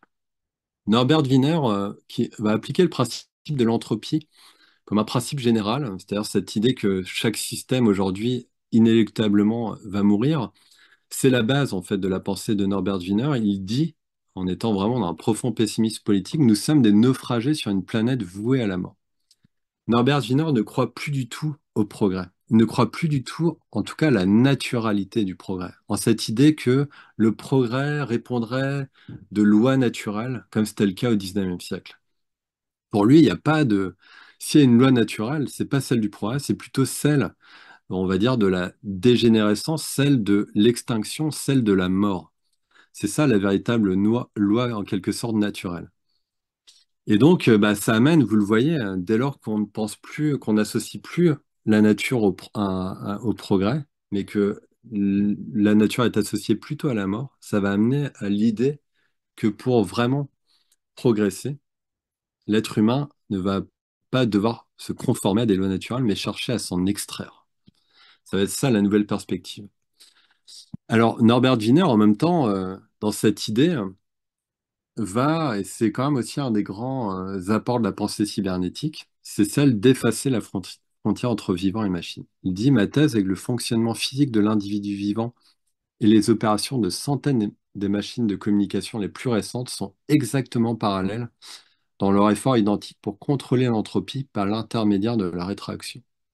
Pour lui, effectivement, si la loi de l'entropie, gouverne l'univers, il y a quand même une lueur d'espoir dans le fait que l'être humain, comme les vivants, comme les machines, ne sont pas des systèmes fermés. Ils sont capables d'interagir avec l'environnement, ils sont capables d'y puiser de l'information, ils sont donc capables de construire un peu de l'ordre contre la logique du désordre. Et donc, ça amène vraiment Wiener à poser cette idée que l'être humain, comme la machine, sont des entités qui sont capables de lutter contre la loi naturelle de l'entropie. Ce qui est intéressant, du coup, et je fais beaucoup de raccourcis, mais l'idée, c'est d'arriver au point essentiel, c'est qu'avec la cybernétique, il y a une profonde donc, transformation de cet idéal du progrès, de l'émancipation humaine. Comme je le disais tout à l'heure, le progrès, désormais, va être associé à l'idée de s'affranchir des lois de la nature. Donc, il ne s'agit plus de conformer l'espèce humaine à des lois naturelles, fût-ce comme je le mets pour vouloir les rétablir artificiellement, comme c'était le cas de l'eugénisme, que de chercher à s'en affranchir radicalement. Finalement, pour Norbert Wiener, l'objectif, en fait, c'est de lutter contre l'entropie.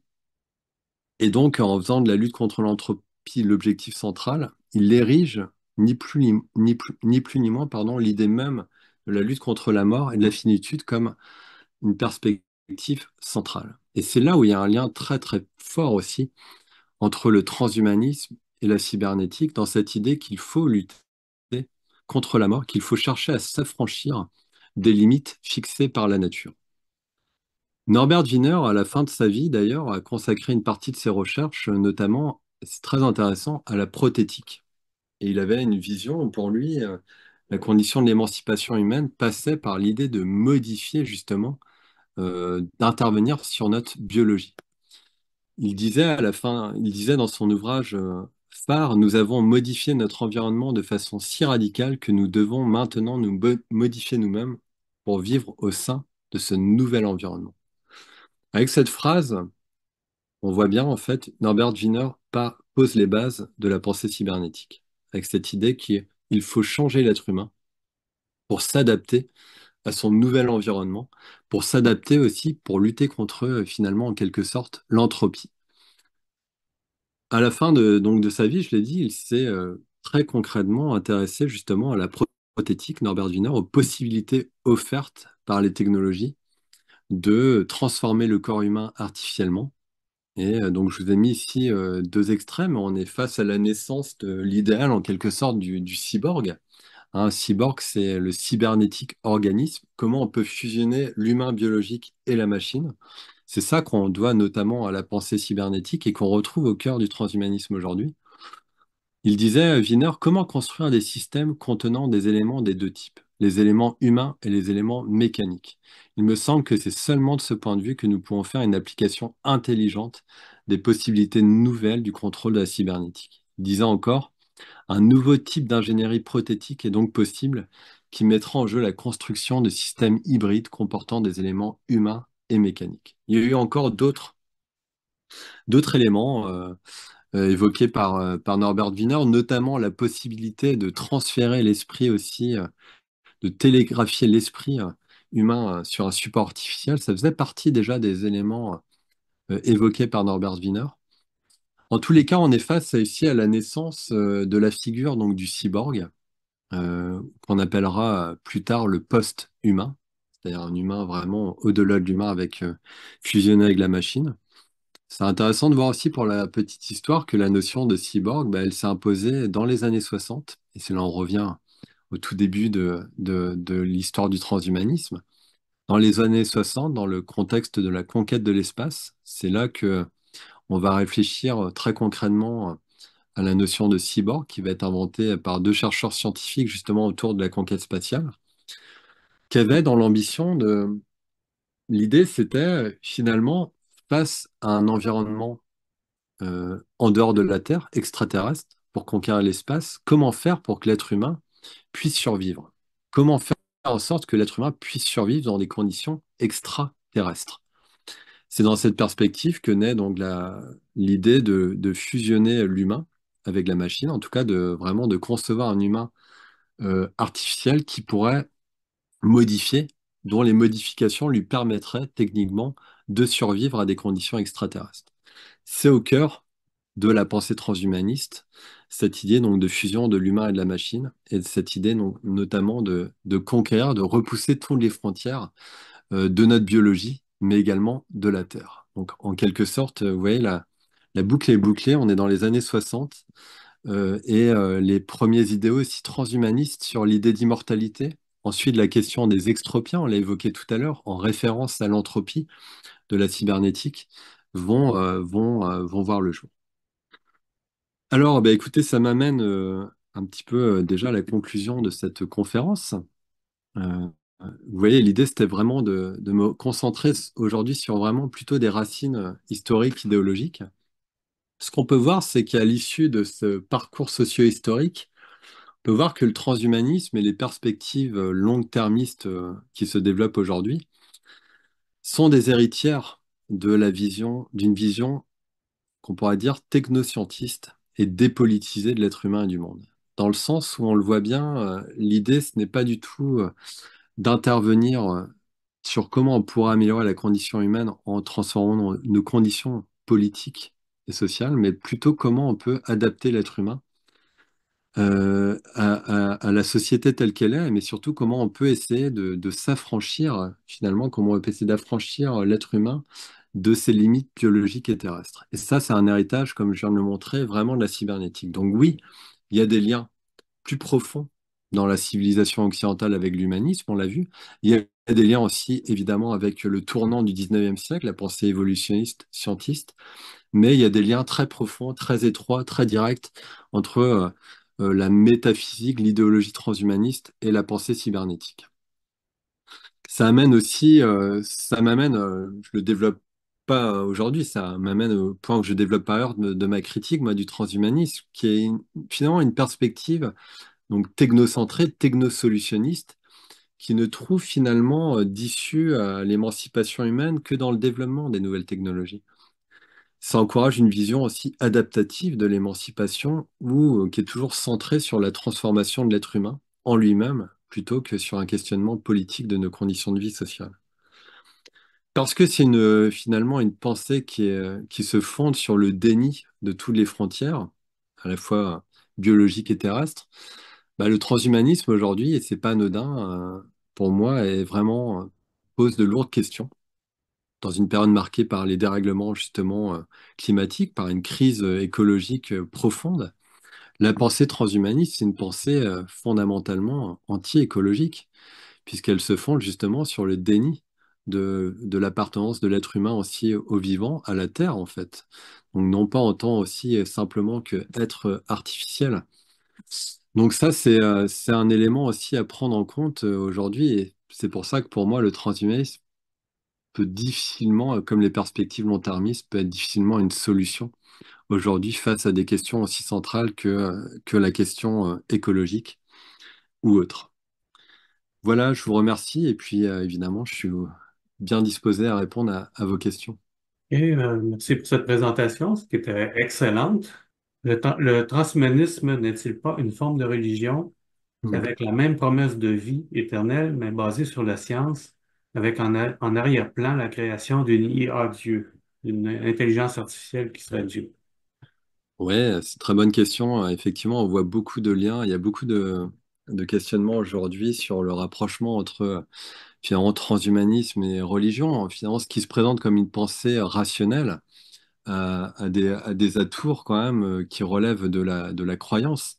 Déjà, cette idée d'immortalité, on est dans la pure spéculation, on est dans la pure croyance, qu'aucune recherche actuellement scientifique n'accrédite. Et ce qu'on voit d'ailleurs plutôt à l'échelle d'ailleurs de la planète aujourd'hui, c'est plutôt un certain recul de l'espérance de vie, euh, justement dans les sociétés industrielles avancées, pour tout un ensemble de facteurs, mais quand même. Donc il y a des racines. En fait, c'est intéressant parce que c'est là on revient aussi au 19e siècle. Beaucoup de penseurs critiques ont montré comment, justement, comme je le disais tout à l'heure, il y a un certain culte de la science, de la technique qui s'affirme au 19e siècle, et l'idéologie du progrès, c'est une forme de sécularisation, en quelque sorte, du sacré, de l'eschatologie, finalement. Il y a vraiment il y a des liens entre eux. Et c'est pour ça que la perspective scientiste, le scientisme, c'est une certaine religion de la science. Comment la science peut être à la base de croyances. Et là, je renvoie aux travaux absolument fondamentaux de David Noble aux États-Unis, qui a écrit notamment The Religion of Technology. Il montre comment justement la technologie, les technologies aujourd'hui sont au cœur de nouveaux types de nouvelles formes de croyances, voire de religion. Une religion, effectivement, on retrouve les mêmes schémas fondamentaux, cette quête d'immortalité, l'idée aussi de s'émanciper du corps, en quelque sorte, et des pesanteurs de notre corps biologique, etc. Et effectivement, on le voit aussi avec la question de l'intelligence artificielle, des personnes comme Harari, justement, hein, qui avait fait son fameux ouvrage sur l'histoire de l'humanité et aussi sur la perspective de Homo Deus, l'être humain qui deviendrait Dieu, qui prophétise en quelque sorte effectivement la forme d'avènement d'une intelligence artificielle suprême, etc. Il y a beaucoup de connexions, hein, il y a beaucoup de connexions entre transhumanisme et religion, et on le voit très clairement, c'est clair. Oui, justement, ça me faisait penser que quand on parlait, par exemple, de s'affranchir des lois de la nature, le déni des frontières, la religion arrive avec ça aussi en disant qu'après la mort, ben, il y a un déni des frontières, il y a une survie. Et Ouais, quand on regarde exact. aussi les kamikazes qui se font sauter en disant, ben oui, mais je vais être libéré, puis je vais avoir une belle vie à l'autre bout. Fait que, la Ouais, création de alors la vie. effectivement, mais là, du coup, avec vraiment cette idée qu'on pourrait vraiment, c'est la sécularisation de l'immortalité, qu'on pourrait vraiment sur Terre ici et non pas dans l'au-delà, créer cette immortalité. Donc il y a vraiment la sécularisation ici, mais on reste dans l'imaginaire de type religieux sacré, quoi. Ah ouais. C'est une bonne Claude, question. étant donné que tu es là, tu veux-tu poser ta deuxième question? Et j'avais des questions parce que ça, c'est un domaine en Nicolas qui me passionne, là, le transhumanisme. Je dois faire un aveu, j'ai été transhumaniste moi-même pendant un bon bout de temps. OK? J'ai créé une compagnie qui s'appelait Machina Sapiens. OK? Hmm. C'est ça, tu penses qu'il y avait comme message transhumaniste derrière ça? Et là, aujourd'hui, je ne suis plus transhumaniste, entre guillemets. Et parce que moi, l'humain, c'est ça, ça vient avec ma deuxième question, c'est la fameuse tension entre l'humain et la nature. OK? Puis ça, c'est aussi les siècles des Lumières étaient là-dedans beaucoup. Hein. C'est l'humain est au-dessus de la nature, l'humain est un Dieu, dans le fond. Il n'est pas à l'égal de la nature, il ne fait pas partie de la nature, c'est Dieu. Et toute la religion a poussé ça. Tu sais. On est au-dessus, on est à l'égal de Dieu, mais on n'est pas à l'égal du cochon, du chien. Alors qu'on découvre de plus en plus quand on connaît les connaissances. Puis moi, j'étais petit, j'avais 7 ans, puis je voyais mon chien, puis je me dis, je ne suis pas tellement loin du chien. Tu sais, il y a les yeux, là, je faisais le mapping, je disais, il y a des pattes, tout ça. Pourquoi moi, je me sens si supérieur? Moi, je ne suis pas capable de courir après un lièvre comme mon chien ferait, OK? C'est une question d'adaptation à l'environnement. Tu sais. Toute l'écologie aujourd'hui va parler à l'encontre de ça. Or, on a un paquet de monde dans le transhumanisme là, qui sont déconnectés de la nature et au contraire, la nature est un ennemi à abattre. Sauf que ce qu'ils ne comprennent pas, c'est qu'ils font partie de la nature, ils sont assis sur une branche, ils sont en train de scier. Ça, c'est ce que moi, j'ai découvert. Mais moi, dans ma question, c'était l'opposition en deux groupes. Le groupe que j'appelle les naturalistes, j'ai embarqué Einstein là-dedans, puis beaucoup de physiciens qui voyaient la nature comme l'univers Dieu. OK? L'univers Dieu, la nature, une espèce de truc sacré un peu. La nature est un peu sacrée. Je fais partie de ça. OK? C'est vers ça que j'ai évolué. Et à côté de ça, tu as le transhumaniste qui, lui, c'est l'IA Dieu maintenant. OK? Là, on veut la vie éternelle parce que on sait bien que la physique nous dit que c'est pas possible. Parce que même les transhumanistes, ils vont avouer eux-mêmes que tôt ou tard, il va arriver un cataclysme, puis ils vont y passer. OK? Ça va être l'année prochaine, ça va être dans 100 millions d'années, mais tôt ou tard, ils vont y passer. Et ça, c'est la nature. C'est la réalité. OK? Et on voit une espèce de. Puis là, c'est pour ça que je dis que c'est une religion. Ils veulent la vie éternelle, tout ça, mais c'est quelque chose d'impossible à atteindre, même avec la science. Ouais, excellent. Je rejoins des... Alors, c'est intéressant, effectivement, le lien entre la question donc du lien à la nature, et du coup de l'humanisme du coup que vous faites aussi. Et c'est vrai que c'est un point intéressant. C'est pour ça que je dirais qu'il y a à la fois une rupture et une continuité. On voit bien il y a une continuité du transhumanisme avec l'humanisme dans cette conception, dans cette certaine conception de la nature. Et c'est pour ça que face aujourd'hui au transhumanisme, pour moi, une des perspectives, c'est pas de renouer avec un humanisme en tant que tel. Je pense qu'il y a évidemment des choses précieuses dans l'humanisme à conserver. Et selon moi, notamment on pourrait dire cette quête d'autonomie au sens vraiment politique fondamental de comment on prend collectivement en main notre destin social et politique. Mais après, c'est vrai qu'il y a dans l'humanisme des Lumières un certain aussi anthropocentrisme.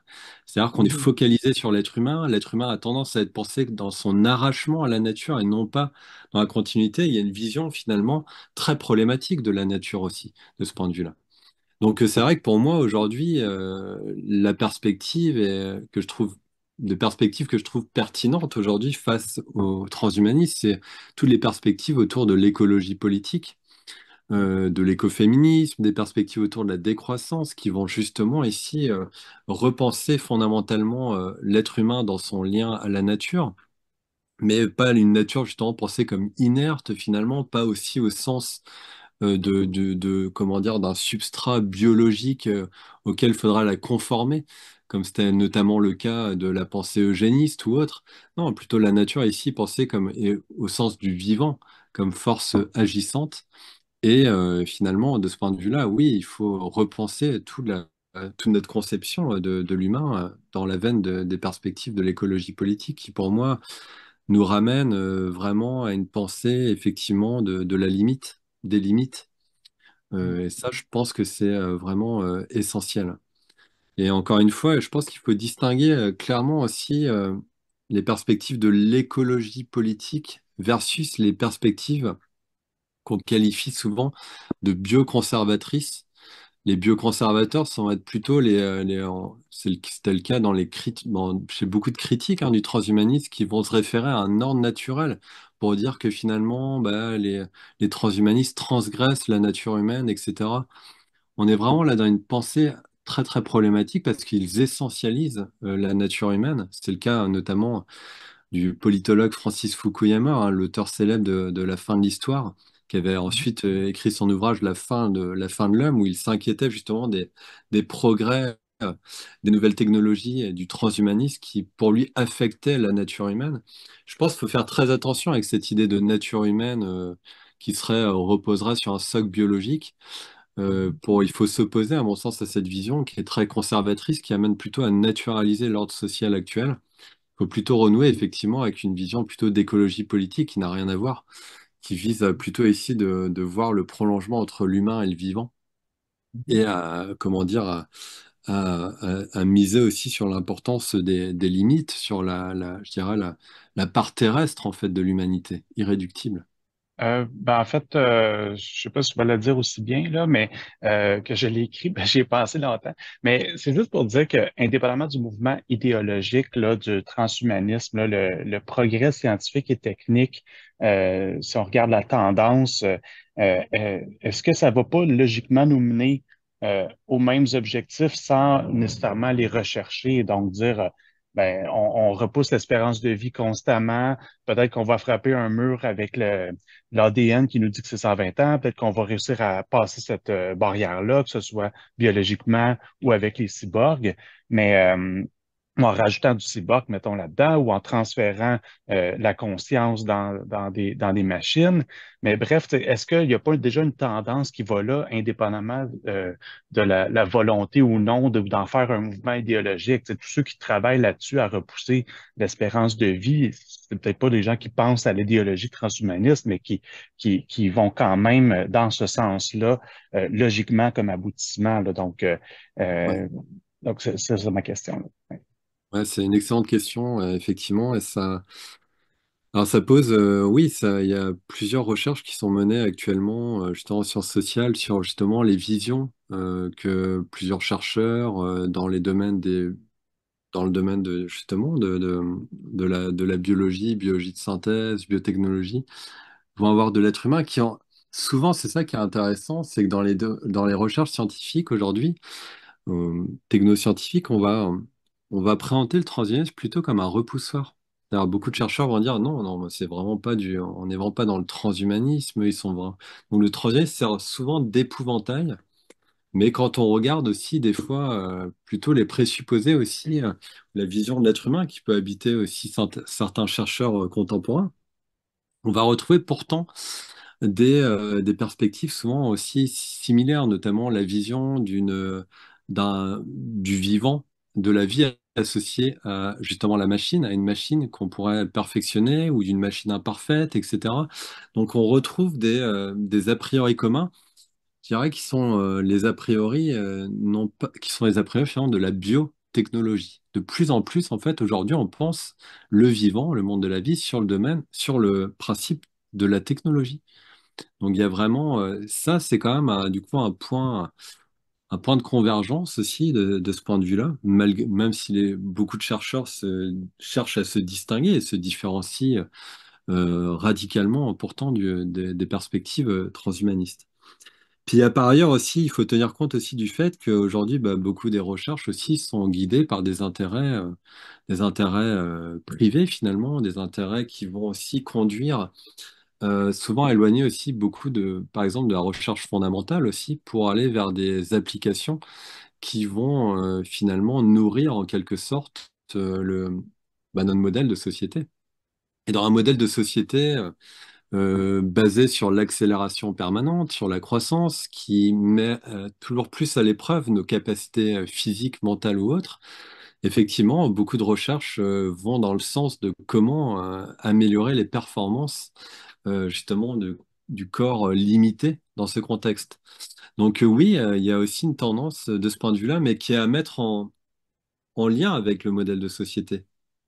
Parce qu'on ne peut pas justement dissocier aussi les recherches actuelles d'un modèle de société. Donc c'est pour ça que pour moi aussi le questionnement, il est vraiment politique. Quelle société on veut construire? Parce que ça a des répercussions importantes aussi finalement sur l'être humain en quelque sorte, quoi. Ouais, je sais pas si c'est vraiment une question, là. C'est plus une réaction. Disons, j'avais envie de défendre un peu les transhumanistes face à la présentation, là. Entre autres, là, toute l'idée de ils cherchent à s'affranchir de la nature, puis c'est vraiment pas une bonne affaire de faire ça. Ben, moi, j'ai l'impression qu'à chaque fois que nos ancêtres ont créé des vaccins, ils ont cherché un peu à s'affranchir de la nature. Puis, j'ai plein de gratitude envers ça, là. Et puis, tu sais, je comprends un peu l'idée de, mettons, qu'il y ait un conflit entre ça puis, disons, les mouvements écologistes, là. Mais en même temps, je ne suis pas sûr que le conflit est si profond que ça, tu sais, parce que on a des bonnes raisons de penser que pour résoudre nos problèmes écologiques, il y a certaines technologies qui vont être vraiment nécessaires, là, tu sais, les centrales nucléaires, évidemment, au Québec, c'est pas super pertinent, là, mais en Europe, ça peut l'être vraiment beaucoup. Puis, il n'y a pas grand-chose qui est plus à franchir la nature qu'avoir l'électricité générée par le nucléaire, ou si on n'aime pas le nucléaire, ça peut être les panneaux solaires, là. Je pense pas qu'il y a 8 milliards d'êtres humains. L'idée de on va vivre selon la nature, c'est la façon de fonctionner. Fait que, comme j'ai dit au début, je suis pas sûr que c'est vraiment une question, là. C'est plus une réaction par rapport disons, la présentation du transhumanisme qui m'a semblé, bon, Hmm. peut-être des fois pas assez sympathique à mon goût. Très bonne réaction, en tout cas. Mais c'est un bon point, parce que l'idée, à travers tout ça, dans la critique qu'on peut formuler à l'égard du transhumanisme, c'est pas forcément de revenir à une nature fantasmée, idéalisée, où on rejetterait toutes les perspectives et les progrès issus de la civilisation, et notamment au niveau médical, loin de là, en fait. Et c'est pas du tout la perspective. D'ailleurs, je pense que aussi, c'est pas contre, par exemple, la médecine, mais c'est contre une certaine vision aussi de la médecine. Parce que c'est ça qu'il faut voir en dehors, effectivement, oui, bah, des vaccins ou d'autres technologies qui sont importantes, et il ne s'agit pas de les renier. Il s'agit de voir aussi que la médecine, bah, se réduit pas, comment dire, à une technomédecine. La médecine, c'est fondamentalement le soin aussi. Et donc, le soin qu'on peut accorder aux êtres humains est fondamental. Et on sait que les paramètres médicaux, des progrès aussi de santé, sont aussi liés aux conditions de vie sociales, pardon. Donc, la réduction des inégalités, c'est un paramètre important dans la question de la santé. La question de nos modes de vie est tout aussi essentielle.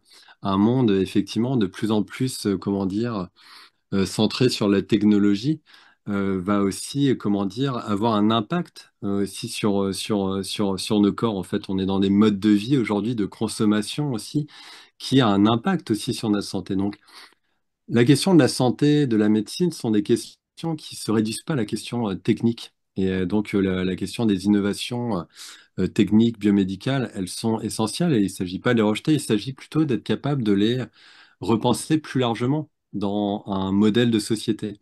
Et à mon sens, c'est ça qui pose problème, surtout dans le transhumanisme, c'est que le transhumanisme, en définitive, il nous amène pas à interroger notre modèle de société. Et pourtant, il y a des conséquences aujourd'hui en termes de santé à notre modèle de société basé sur une croissance illimitée, sur l'extraction toujours plus forte des ressources. Ça a des conséquences écologiques qui ont des conséquences également sanitaires en termes de santé. Et donc, le problème du transhumanisme, c'est qu'il valide, il naturalise ce modèle de société en concentrant tous les efforts et la réflexion sur l'idée que l'être humain, il serait imparfait, et donc il faudrait le corriger. Mais est-ce que c'est pas notre modèle de société qui pose problème? Donc je dirais que moi, le cœur de ma critique, c'est pas tant de dire il faut retourner à une nature fantasmée, que réfléchissons de manière critique à notre modèle de société. Et c'est surtout ça qu'empêche, et même à notre modèle de médecine. Quelle médecine on veut aussi. Et là, ça suppose de tenir compte de facteurs sociaux, écologiques qui sont essentiels. Donc voilà, ça sera plus un appel de ce point de vue-là, à réencastrer notre réflexion dans quelque chose de plus large que simplement, finalement, nature contre nature, etc. Je ne sais pas si je réponds, mais en tout cas, ce sera une manière pour moi de... Euh, En fait, m'enlever les mots de la bouche. Euh, Évidemment, je ne suis pas contre le progrès, là. Je suis ingénieur, puis j'ai travaillé toute ma carrière dans l'avancement technologique. Sauf qu'il y a un raccourci intellectuel qu'il ne faut pas faire, qui est très dangereux. C'est-à-dire qu'il ne faut pas croire que parce qu'on va réussir, grâce à la science, à faire vivre les gens plus longtemps et les protéger contre des dangers physiques, etc., qui vont forcément être plus heureux. Puis ça, c'est le thème central de deux de mes livres. D'abord, le premier dans la nutrition, où je fais comprendre aux gens une des raisons pour lesquelles il y a tant de problèmes de santé aujourd'hui, c'est que notre système digestif a été optimisé à une autre époque, puis que la génétique évolue très lentement. Donc, les aliments d'aujourd'hui sont plus adaptés à nos besoins. Puis, je fais le même parallèle dans mon dernier livre où je dis que finalement, les conditions sociales dans lesquelles on vit aujourd'hui, avec tout ce qu'on sait, réseaux sociaux, etc., fait en sorte que ça correspond pas aux conditions sociales dans lesquelles les relations de couple se sont développées à l'époque paléolithique. Puis par conséquent, ça peut même nuire au bonheur conjugal aujourd'hui, le genre de société dans lequel on vit aujourd'hui. Fait que c'est ça que mon point, ce que je veux dire. Il faut éviter ce raccourci intellectuel-là. Là. C'est pas parce que quantitativement, on vit. Tu sais, à la limite, je pourrais renverser ça et dire on est peut-être mieux de vivre moins longtemps, mais de vivre plus heureux. Tu sais. Et puis, je regarde aussi un peu aussi la manière qu'on élève les enfants aujourd'hui dans un surprotectionnisme. Je suis tombé par hasard hier sur une vidéo des années 60, une station de ski. Écoute, une station de ski se comporterait de même aujourd'hui. Là, je pense que la DPJ débarquerait là. Là. Mais tu sais, quand j'ai appris à le ski, moi, là, le T-bar, c'était foutument dangereux. Là. On se pétait la gueule. Là, aujourd'hui, tu sais, les enfants, c'est hallucinant, là, toutes les mesures de protection qu'on met autour d'eux. Certes, on sauve des décès. Je suis convaincu qu'il y en a, puis tant mieux. Mais, mais sur le lot, est-ce que ça fait vraiment des enfants plus heureux? Je ne suis pas sûr. Est-ce que j'aimerais pas vous entendre réagir sur ce point? Oui, ouais, en même temps, oui, oui, en tout cas, ça pose la question des liens, effectivement, entre progrès, problèmes médicaux, bien-être, comme aussi, finalement, croissance aujourd'hui économique et bien-être. On sait qu'il y a beaucoup de choses qui sont pas forcément, de ce point de vue aussi, directement là, de ce point de vue, forcément corrélés, en fait. Donc, c'est clair, en fait, pour moi, il y a vraiment, je reviens toujours au même, moi, vraiment, que ce qui est essentiel pour moi, c'est d'interroger surtout notre modèle de société derrière, en fait, quoi. C'est ça qui est absolument essentiel. Et la quête d'une vie plus longue, effectivement, n'est pas forcément le gage d'une vie plus heureuse, épanouie, émancipée. Ça, tout à fait, c'est un très bon point, quoi. Donc c'est clair, quoi. Après, je vais me faire l'avocat des transhumanistes, ils sont pas forcément dans cette idée-là, justement, ils sont dans l'idée d'ailleurs aussi d'une vie plus longue et plus épanouie, c'est-à-dire en améliorant notre bien-être émotionnel. Mais c'est là où justement on revient, c'est une vision qui reste toujours très technocentrée, quoi, à la fois de l'émancipation, de l'épanouissement, du bonheur. Et je pense qu'il faut sortir en effet d'une vision techniciste de la vie et du bonheur, de l'émancipation, du bien-être. Je pense que c'est absolument essentiel, quoi. Ça se réduit pas, le bien-être, évidemment, se réduit pas à une question économique, technique, c'est une question sociale, humaine, écologique aussi, multifactorielle.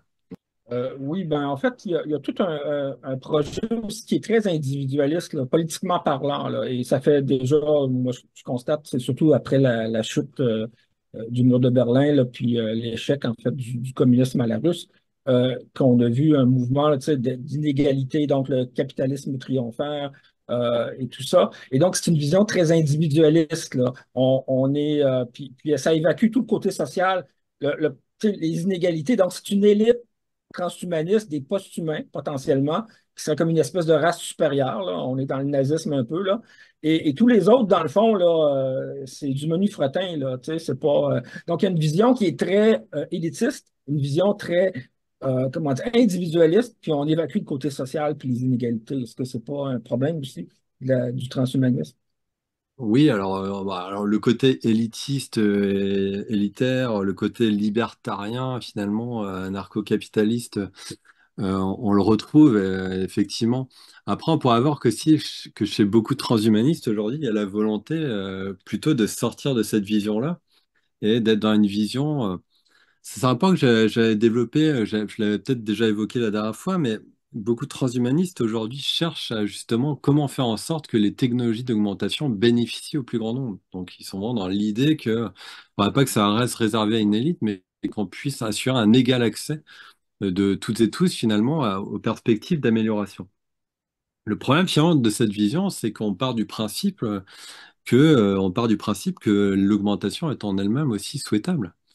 Et on fait toujours de cette question parce que quand bien même finalement c'était partagé par tout le monde, est-ce que c'est vraiment une perspective comme société qu'on souhaite véritablement aussi approfondir, même si c'était complètement égalitaire. Donc ça pose aussi cette question-là.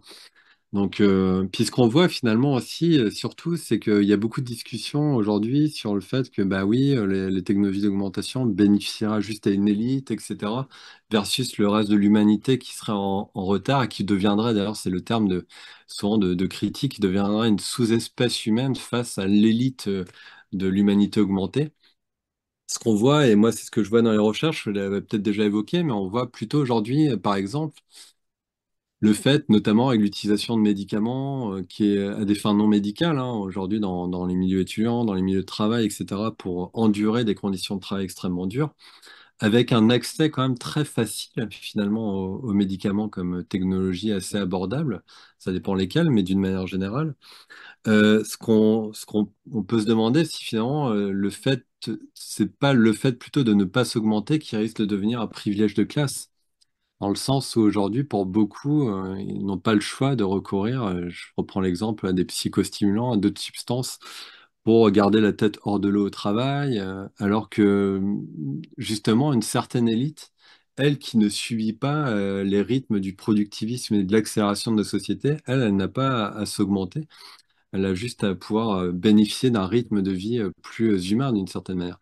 Donc vous voyez aussi, on pourra aussi renverser la perspective sociologiquement et se demander en tous les cas si la question de l'augmentation, c'est sûr, elle est au cœur d'un clivage de classe, mais peut-être inversé. Merci beaucoup, hein, c'est formidable. Merci.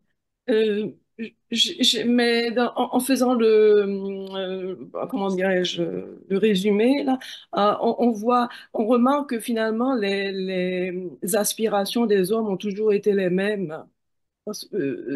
On dirait que en fin de compte, depuis 1500, 1600, on cherche les mêmes choses. Donc l'homme est toujours le même, en quelque sorte. Bon, il l'exprime de façon différente. Et puis c'est pour ça que c'est très intéressant d'unir ça avec la question de religion, parce que c'est comme fondamental. On change de croyance. On ne devient pas un homme incroyant que, en fin de compte, c'est utopique, ça n'arrivera pas. Donc, voilà, c'était cette. D'une certaine façon, c'est encourageant. L'homme a toujours été l'homme, semble-t-il, depuis très longtemps. Ça m'est arrivé de lire quelque chose de la littérature du temps jadis, évidemment, le nom ne va pas me revenir, mais de l'Antiquité, vous savez. Et j'ai dit, mais c'est incroyable, on écrirait le roman en ce moment comme ça, c'est la même passion, la même recherche. Donc voilà, en tout cas. Mais on est content de vivre maintenant avec nos médicaments et nos trucs et pas autant de Nabucodonosor, machin, je pense que c'était son nom, dans cette poésie. Et puis, donc la deuxième chose que je voulais en venir pour votre réponse, c'est que, d'accord, on a vu tous les mauvais côtés de ce qu'on parle, mais j'ai vu beaucoup de films de science-fiction, j'ai voilà. Et il m'a toujours semblé que ce qui était de la science-fiction d'un siècle plus tard devenait la réalité, hein. Alors, tous ces films qui imaginent des choses, je suis assez persuadée que ça va se réaliser. Alors, comme c'est quelque chose qui a aussi rapport avec bon, cette cybernétique et tout ça, c'est alors, voilà, je veux dire, on aura beau parler de ce qui est mauvais là-dedans ou qu'on pourrait avoir un retour en arrière, au contraire, vers utiliser la nature telle qu'elle, etc. Mais à mon avis, tout ce pas qui a été inventé dans l'imaginaire dans ces films, parce que bon, moi je lis pas la littérature fictive, extrapolante. Voilà, mais plutôt celle qu'on voit au cinéma. Et à mon avis, il y a un côté là-dedans qui va être impossible, qui ne va pas se réaliser, quoi. Parce que l'homme ne peut pas s'arrêter de penser, de réfléchir, d'inventer et tout. Qu'est-ce que vous en Ouais, pensez, bah alors, Nicolas? je pense que Pardon? c'est aussi, je pense que c'est aussi, je pense que moi, en tant que, quand on regarde l'histoire aussi des sociétés, effectivement, il y a des invariants aussi, comme on le disait, hein, l'idée de croyance, et on pourrait dire que finalement, le transhumanisme, les idéaux qu'il porte, qui s'enracine aussi assez loin au niveau anthropologiquement. On pourrait dire c'est humain trop humain, comme dirait du coup Nietzsche. Finalement, c'est très humain comme croyance. Mais par ailleurs, sur le fait, je pense aussi à un des enseignements qu'on peut tirer aussi des fois de l'histoire humaine, c'est que il n'y a rien d'inéluctable non plus. C'est-à-dire que même s'il y a des ouvrages qui montrent telle ou telle dimension, c'est pas forcément le destin obligé des sociétés. C'est en tous les cas, il y a je dirais des orientations politiques qui souvent plutôt cherchent à nous en convaincre, nous amènent sur cette idée que ce serait dans le cours naturel des choses que l'être humain s'oriente vers ce type de perspective, mais il n'y a rien de décrit à l'avance et il y a aussi d'autres aujourd'hui perspectives, d'autres modes de vie je dirais, qui fleurissent dans nos sociétés, qui montrent d'autres voies que celles de l'humain augmenté en tous les cas. Mais c'est un débat, effectivement, c'est un débat très vaste. Mais vous n'avez Kevin, pas répondu au fait que, en fait, cette imagination qu'on a en ce moment du siècle futur, elle va se produire en partie. Bah Parce que non, c'est ce que je disais. oui, oui, mais c'est ça, vous avez dit, c'est pas certain, on pourrait prendre une autre voie, etc. Mais vraiment, je pense à certains films particuliers de comment va être l'homme plus tard. Ça me semble inévitable. C'est comme Jules Verne, vous savez, quand il inventait cette histoire, ben, un siècle après, c'est arrivé, c'est tout, c'est simple. Ah, moi, j'y crois pas. C'est ce que j'avais répondu, c'est ce que je vous dis, c'est que moi, je ne J'ai crois mal pas compris. au Ok. caractère inéluctable des choses. Je pense que il y a aussi, il faut jamais oublier, il y a une dimension politique aussi, même dans la science-fiction, en fait, et ça répond aussi, ça relève aussi des fois d'un modèle de société qu'on projette comme inévitable. Mais je veux dire, le destin de l'humanité, il n'est jamais tracé d'avance, hein. Il y a eu un nombre de bifurcations historiquement qui ont montré qu'on peut changer de voie, bifurquer, et que on va pas on pourrait dire que si c'est sûr, on reste dans ce modèle de société, il y a de fortes chances qu'on poursuive toujours dans cette direction. Je suis d'accord avec ça. Mais je n'exclus pas l'idée qu'on puisse aussi bifurquer, que l'humanité prenne aussi d'autres directions. selon vous, comment l'avènement de l'intelligence artificielle s'inscrit dans le contexte ou l'agenda transhumanisme? Ouais, bah la question de l'intelligence artificielle, c'est au cœur aussi de l'agenda transhumaniste, hein. Du coup, la perspective justement on revient à un petit peu ce qu'on évoquait tout à l'heure, hein, aussi la genèse avec la cybernétique, hein, qui est au cœur même du développement de ces visions de l'humain-machine, en fait, de l'homme-machine. Et la perspective de l'intelligence artificielle, elle est défendue par l'ensemble des transhumanistes, en fait, qui vont l'évoquer sous différents angles, des fois sous l'angle de risque existentiel, mais pour mieux amener cette idée, hein, c'est ça qui est le côté un petit peu pervers des risques existentiels, c'est toujours dans cette idée qu'il y a justement quelque chose d'inéluctable au développement de l'intelligence artificielle, qu'il faut se préparer à ce qui arrive, comme si c'était une loi inscrite dans, dans, dans, dans l'histoire humaine. Or, effectivement, je pense qu'on revient à l'échange avec Diane à l'instant, c'est que je pense qu'il y a d'autres trajectoires toujours possibles, en fait. Aujourd'hui, l'intelligence artificielle, faut voir le paquet qu'on met, en fait, à la fois économiquement et politiquement pour que ça se développe. Donc, c'est sûr que si on mise tout là-dessus, ça devient un agenda extrêmement puissant de nos sociétés. Mais on pourrait très bien décider d'investir ailleurs, autrement. Je pense que justement, les développements en intelligence artificielle aujourd'hui, on a beau vouloir une intelligence artificielle, un développement éthique, responsable, tout ça, on est vraiment dans un modèle qui pose problème aussi écologiquement, socialement ou autre. Donc, bref. En tout cas, oui, c'est dans l'agenda transhumaniste. On a parlé tantôt des humains augmentés, des gens qui seraient transhumains, qui seraient quasiment dans une classe à part. Mais on a ce type de classe-là déjà qui se fait présentement avec l'éducation. Mhm, Puis quand c'est pas l'éducation, ça peut être aussi avec la technologie, parce que une personne, par exemple, qui travaille dans une usine, elle a une certaine technologie qu'elle va utiliser, qui va faire en sorte qu'elle va utiliser, elle va être beaucoup plus forte, sinon elle va être capable de déplacer des charges avec des instruments ou des appareils que, mhm, que- qu'elle pourrait pas faire, qu'elle pourrait pas faire, par exemple, dans un pays sous-développé. Fait que par rapport aux pays sous-développés, on est déjà des transhumains et ceux qui ont une éducation supérieure seront aussi peut-être considérés comme des transhumains par rapport à ceux qui ont une éducation inférieure. Je sais pas qu'est-ce que vous en pensez. Oui, oui, c'est une bonne réflexion. Enfin, il y a déjà effectivement déjà des clivages dans l'éducation. Puis en fait, on voit des technologies d'augmentation. C'est intéressant, effectivement, par exemple, les technologies d'augmentation que vous évoquez dans les entrepôts, typiquement les entrepôts Amazon ou autres, hein, parce que c'est dans ces entrepôts où les conditions de travail sont extrêmement difficiles, on va utiliser des sortes d'armures en fait qui permettent des exosquelettes ou des choses apparentées qui vont permettre de porter des charges extrêmement lourdes ou autres, effectivement. Donc, c'est aussi, moi, je trouve ça intéressant de voir que finalement, c'est l'humain augmenté des sociétés capitalistes, finalement, industrielles, quoi.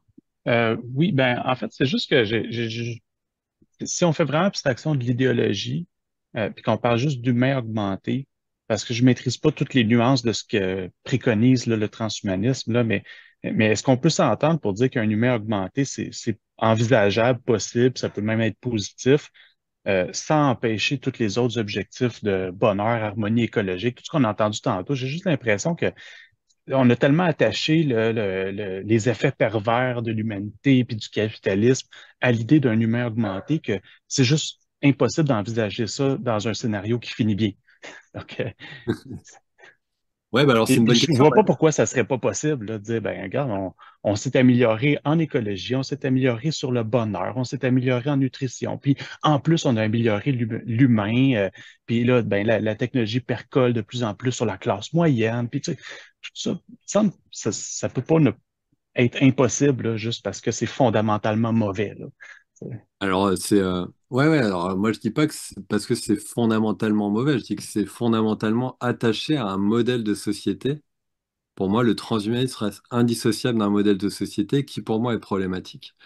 Mais ce qui est développé ici, la perspective, en gros, d'un souhaitable d'un humain augmenté qui réconcilierait développement social, écologique ou autre, c'est une perspective défendue par beaucoup de transhumanistes aujourd'hui, hein. C'est toute la perspective de ce qu'on appelle le technoprogressisme et auquel, effectivement, on peut tout à fait adhérer à cette croyance qu'on peut, effectivement, assurer un développement technologique, y compris l'augmentation de l'être humain et ses performances, tout en assurant, comment dire, un développement social, politique, écologique harmonieux. Moi, personnellement, je n'y crois pas véritablement, dans le sens où, c'est là où je reviens, c'est pas neutre. C'est-à-dire de parler d'humain augmenté, il y a une vision quand même de l'être humain qui y a derrière. Et la vision qui est présupposée, c'est toujours que l'être humain, il est défaillant, qu'il faut chercher à l'augmenter. Moi, je reviens toujours à cette idée que c'est jamais neutre, le terme d'humain augmenté. C'est rattaché à une vision de l'être humain, c'est rattaché à un modèle de société. Et pour moi, c'est essentiel de l'interroger. Or, dès lors qu'on regarde comment cette idée d'humain augmenté, elle est arrivée, elle est concomitante avec le développement des sociétés capitalistes des années 80. Et c'est une manière finalement encore une fois, pour moi, de ne pas remettre en question la trajectoire qu'on prend comme société. Pour moi, si finalement on change de trajectoire sociale, cette volonté d'augmenter l'être humain, elle perd de sa raison d'être en fait. Et elle est en soi, parce que finalement, surtout qu'en fait, l'idée d'augmenter, par exemple, l'espérance de vie, on est sur une pure croyance. C'est-à-dire qu'il n'y a aucun raisonnement scientifique qui va actuellement dans ce sens. Et alors, en même temps qu'on investit énormément sur des recherches extrêmement spéculatives, c'est autant de moyens qui sont pas mis aujourd'hui sur des problématiques d'urgence sociale ou écologique.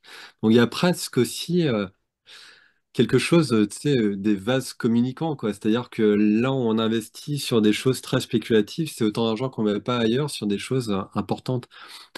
C'est pour ça que pour moi, ça reste difficilement conciliable, quoi. Mais en tout cas, c'est ouvert à discussion et effectivement, j'ai pas la science infuse, hein. C'est une question, en tous les cas, on voit bien, on est sur des questions politiques, en tous les cas. On peut pas trancher ça scientifiquement ou en partie, mais c'est des discussions politiques. Merci beaucoup. Pas mal intéressant. Justement, pour l'espérance de vie, dans les dernières 30-40 ans, on a, je pense, augmenté de beaucoup l'espérance de vie en diminuant la quantité de gens qui fument.